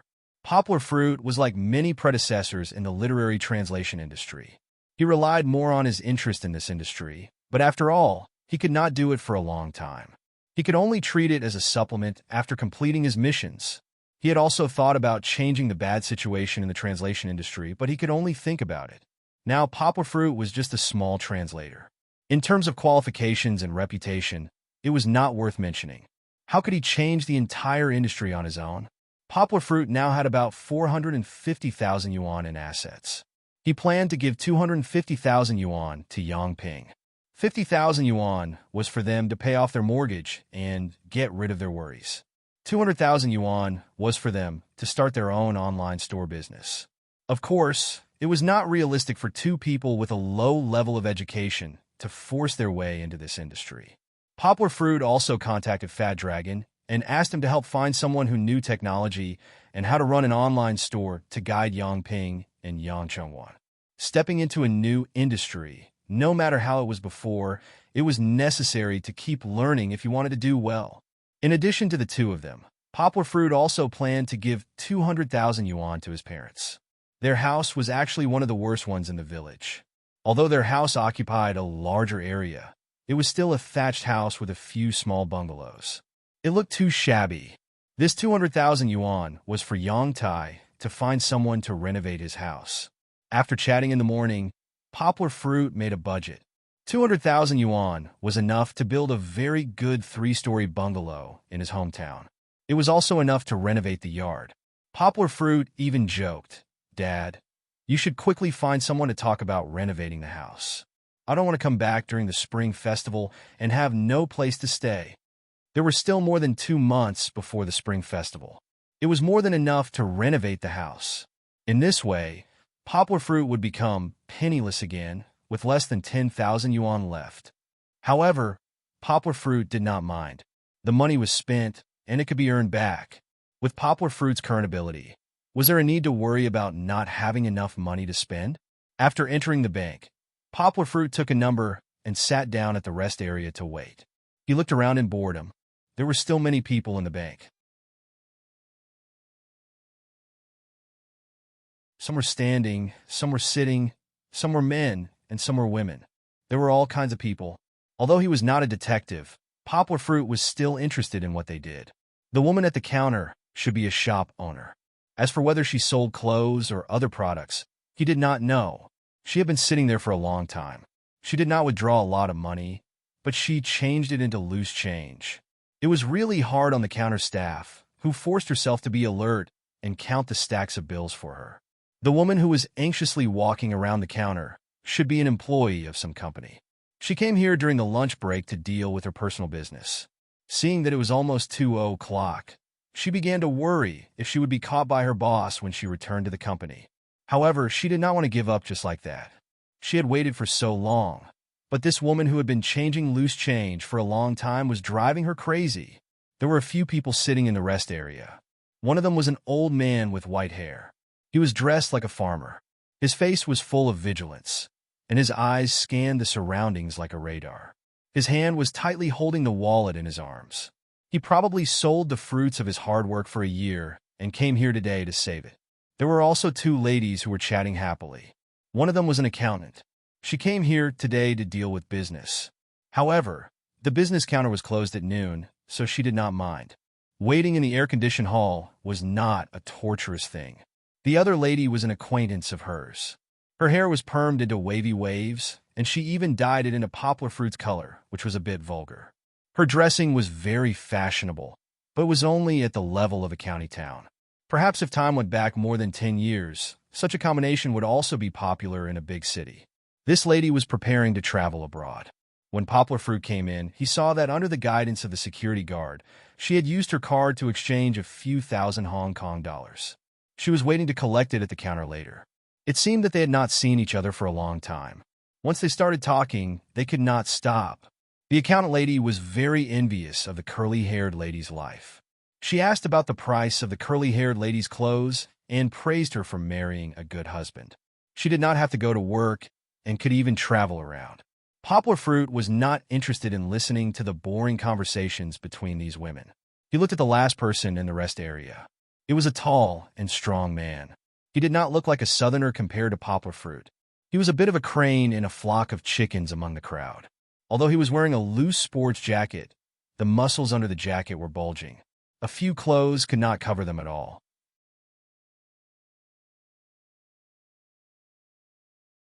Feeling poplar fruit's gaze, he opened his bell-like eyes, looked at poplar fruit, and then smiled in a friendly manner. Poplar fruit was also a bit embarrassed. He smiled back at him and looked away. The lady who opened the shop left after finishing her business. Just as the door was closed, it was pushed open again. A few strings of laughter like silver bells came in, immediately waking up the sleepy bank hall in the afternoon. A burst of youthful aura hit their faces. Poplar fruit looked. It turned out to be 4 high school girls from the nearby middle school. They were all wearing the school uniform that poplar fruit was very familiar with. This set of blue and white school uniform was the style of poplar fruit's junior high school. Poplar fruit looked at it with some nostalgia. He had not seen this kind of uniform for a long time. It was almost time for class. He did not know if they were skipping class to go shopping. They did not seem to be in a hurry at all. One of the girls inadvertently saw poplar fruit. Her eyes lit up. She looked at poplar fruit and then turned to whisper to the girl in the middle. The girl heard her friends whisper and turned to look at poplar fruit curiously. Poplar fruit also looked at her. After being noticed by poplar fruit, the girl did not feel shy at all. She openly looked at poplar fruit's face for a few seconds, and then continued to whisper to her friend. As they chatted, they even burst into laughter. Poplar fruit looked away. He suddenly felt a bit interested. He had been paying attention to the uniforms they were wearing. When he looked at them just now, he realized that one of the girls was very beautiful. The beautiful girl was the one who made eye contact with poplar fruit. Of course, her appearance could not be compared to Duan Xueqing and Zheng Yujie. She looked very pure and beautiful. She looked a bit like Zhou Shiyu, the female lead in last year's Love Under the Hawthorn Tree. She was so delicate that it made people feel pity for her. Poplar Fruit's alma mater's uniform was very narrow and slim for girls. Therefore, for these girls who were obviously very well developed, the uniform not only did not cover them, but also showed off their proud curves. It was not only her face. That girl's figure was also the best among the four. Presumably, this kind of baby-faced, cough, XX girl would have countless young boys in his alma mater go crazy for her. Even if it was a fire pit, they would still come wave after wave, right? Poplar Fruit sighed in his heart. Disaster. What is a disaster? This is a disaster. Before he finished speaking in his heart, the glass door of the bank was pushed open again. This time, the voice that came in was not as beautiful as before. Rob! Everyone, use your votes to smash the pour. Greater than over equal to.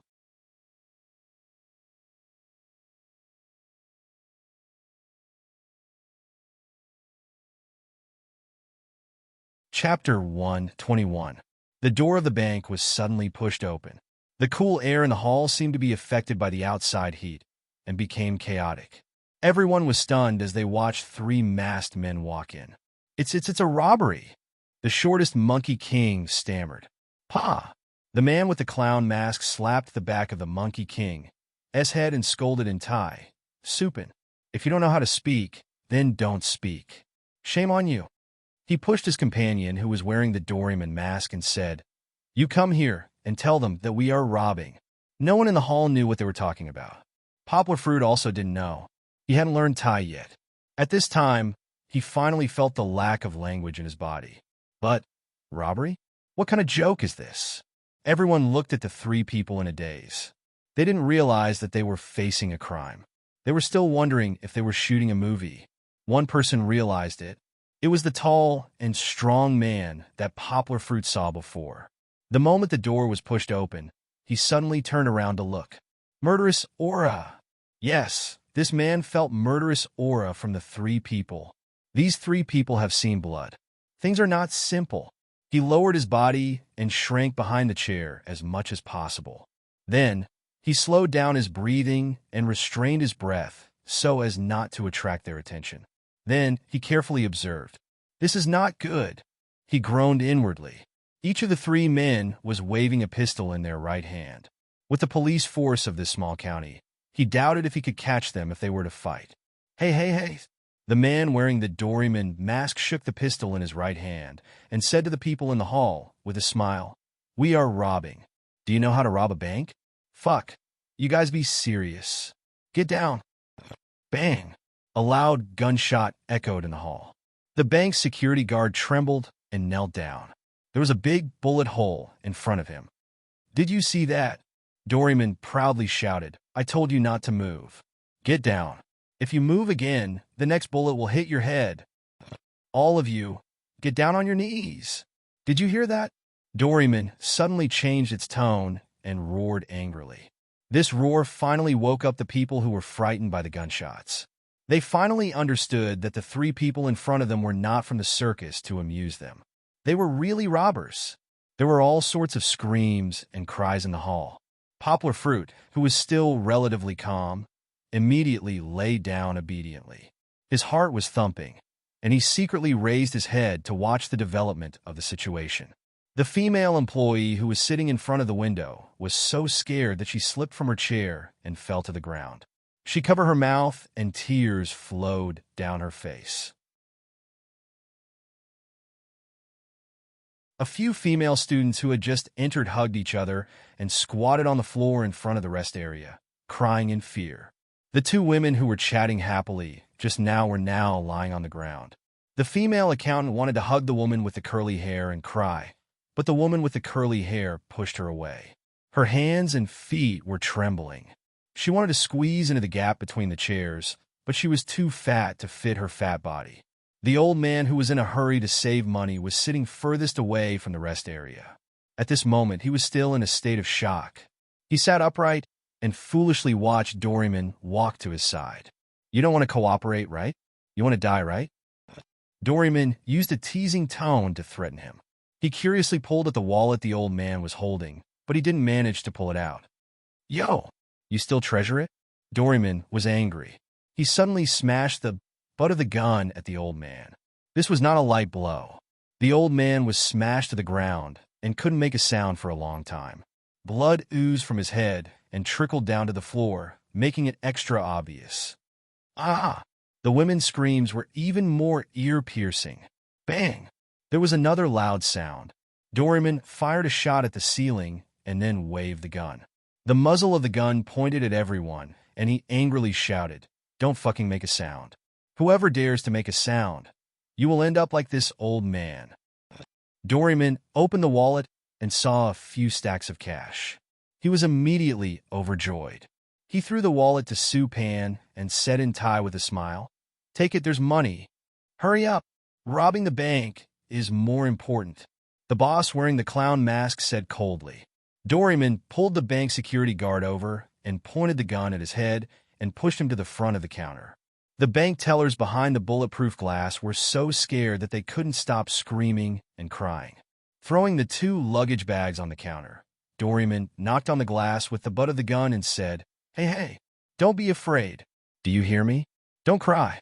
Otherwise, I will kill him. Uncle Suwu." The younger teller was still crying. She only stopped after a while. "You." Doryman motioned to the person who looked a bit calm and said, "I know you pressed the alarm. I don't blame you, but if you don't fill up these 2 bags in 15 minutes, I'll kill him. Don't think that you are safe just because the police are here. This whole hall is filled with our hostages. If you make us unhappy, we will kill all of you." The supervisor looked at Uncle Su, whose head was squeezed against the bulletproof glass and had a pitiful look on his face. He could only nod his head submissively. "You still have 14 minutes. Hurry up." Doryman smashed the glass with the butt of the gun and threatened.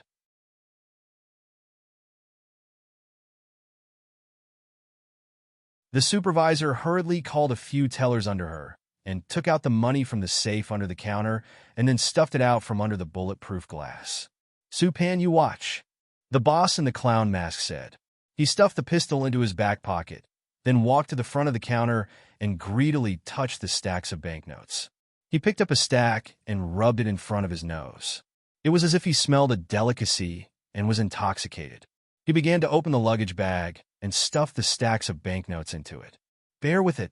The tall and strong man leaned against the back of the chair and peeked at the front. He thought to himself, "You can't handle these 3 armed criminals alone. Bear with it. They should leave after taking the money. It won't be too late to catch them then." The development of the situation was just as the boss had planned. In this backward small city, the police response was very slow. Their robbery went very smoothly. After filling up the 2 bags, they swaggered away. No one could stop them. Tonight, they slipped out of the border by boat. The Chinese police couldn't catch a trace of them. But was it really that smooth? At least there was now a change outside of the plan.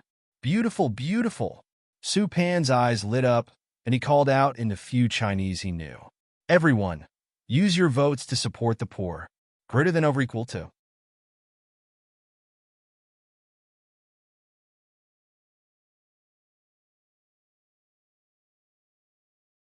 Chapter 122. Poplar Fruit wasn't having a good time either. The person he was dealing with, Su Pan, was also a Muay Thai fighter. Although he was caught off guard and was dragged to the ground by Poplar Fruit, he was still a criminal who lived on the edge of life and death all year round. Facing an inexperienced Poplar Fruit, he quickly regained his composure. Although Poplar Fruit was strong, he was used to restraining his strength. When his fists landed on Su Pan's hard muscles, he couldn't do any damage to Su Pan at all. Even the pain he felt was very mild. Su Pan struggled and shook off Poplar Fruit. Then, he jumped up like a carp. He looked at Poplar Fruit and grinned, revealing his yellow teeth. He twisted his neck and put a fist under his cheek. His other hand hooked at Poplar Fruit, indicating for him to come and fight. Ah! Ah! Poplar Fruit glanced at the source of the sound from the corner of his eyes. He saw the security guard Uncle desperately hugging Doryman's leg. Doryman was hugged and fell to the ground while running towards the gun. Although the security guard uncle ignored Doryman's fierce kicks and hugged him with a nosebleed, he couldn't hold on any longer. Doryman was less than a meter away from the gun on the ground. As long as he got the gun, everything Poplar Fruit and he Wonjua did would be in vain. They would even be shot dead by the angry robber. Poplar Fruit saw this scene, and cold sweat broke out on his back. The sense of crisis turned into a numbing current that flowed from his tailbone and stimulated Poplar Fruit's brain. Adrenaline was instantly secreted crazily. His whole body seemed to have fallen into an out-of-body state. No, I have to quickly get rid of this barbarian in front of me, Poplar Fruit shouted in his heart as he pounced forward. Supan had long seen that Poplar Fruit was an untrained commoner. He smiled sinisterly as he planned in his mind how he would kick Poplar Fruit over, and then how he would mercilessly smash Poplar Fruit's bones with his fists. Poplar Fruit rushed over, but Supan didn't retreat. He clenched his fist and met Poplar Fruit's fist. Poplar Fruit was scared. He didn't dare to meet force with force. He pulled back his fist and dodged, but he heard the sharp sound of the wind. This was Supan's killer move. The punch just now was just a cover. He twisted his body to the left and used his left supporting leg as the pivot. He rotated his heel to coordinate with his body twisting to the left. His right leg flew towards Poplar Fruit in an arc. If this kick landed, even a cow would be knocked down. At this moment, Poplar Fruit was very focused. It was as if the whole world had entered a state of slow motion. He could clearly feel Supan's leg coming towards his neck below his ear. In this state, he suddenly felt that this seemingly incomparably powerful whip kick was actually full of flaws. He could even simulate several ways to break it in his mind. There was no time to think. Poplar Fruit subconsciously used his right hand to draw a circle around Supan's kick. His speed was even faster than Supan's kick. Supan didn't know what happened. His whip kick seemed to have hit a pile of cotton. The huge force that he transferred to his leg by twisting his waist didn't hit anything. What was worse, his right leg was controlled by Poplar Fruit. Before Supan could react, his body was involuntarily lifted into the air. He was swung up by Poplar Fruit. Poplar Fruit was really much taller than Supan, who was a little more than 6 meters tall. Although Poplar Fruit's body was a little bent, in order to kick Poplar Fruit's head, Supan used his left forefoot to support himself on the ground and tiptoed slightly. This caused his center of gravity to not be very stable. Relying on the Tai Chi fist stick technique, Yangguo was able to neutralize most of Supan's leg strength. Then, she stuck her palms onto Supan's right leg and gently stroked it. Relying on the strength of her hands, she pushed outwards. Supan lost his balance and was lifted up by Yangguo. It wasn't over yet. Poplar Fruit didn't let go of Supan's right leg.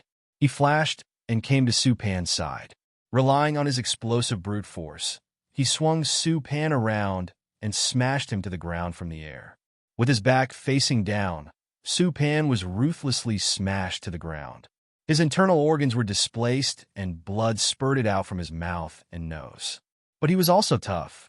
He didn't faint after that. His left hand trembled as he tried to get up. He also clenched his right fist. Ah! Poplar Fruit roared, as if he wanted to vent his anger after witnessing Supan humiliating the high school girl. He swept his right leg and broke Supan's left hand that was supporting himself. Then, before Supan could cry out in pain, he grabbed Supan's right fist and crossed his hands. Supan's right arm was bent by 90 degrees. This time, Supan finally fainted from the pain. However, both of his arms were no longer human. One of them was pinned under his body, while the other was twisted in a strange position. The broken bones even pierced through his skin and were exposed. Poplar Fruit didn't have time to care about his enemy's injuries. When he looked up, he saw the security guard uncle whose face was disfigured and Doryman, who had already broken free. Doryman picked up the pistol. He was panting and laughing as he raised it. He was aiming at Wonjua, who was the closest to him, and was being beaten back by his boss. Poplar Fruit was scared out of his wits. He didn't have time to catch his breath. He jumped to Doryman's side and kicked Doryman's hand that was pulling the trigger. Bang! A deafening gunshot rang out in the bank lobby again. A scream came from the resting area behind. Although Poplar Fruit kicked the pistol away, Doryman still fired a shot. However, Poplar Fruit's kick still worked. The bullet that was supposed to hit Hiwunjua grazed his hair and hit the wall behind him. If it was any lower, Hiwunjua's head would have exploded. Even though he wasn't shot, Hiwunjua's legs still felt weak. His opponent was a Muay Thai expert who had experienced hundreds of battles. Any small flaw would be taken advantage of. Muay Thai was tricky and fierce. It was the same as Hiwunjua's modified military boxing. They were all killing moves. It was hard to say which was better and which was worse. However, even though Hiwunjua was a special forces soldier, he wasn't omnipotent. He was best at firearms.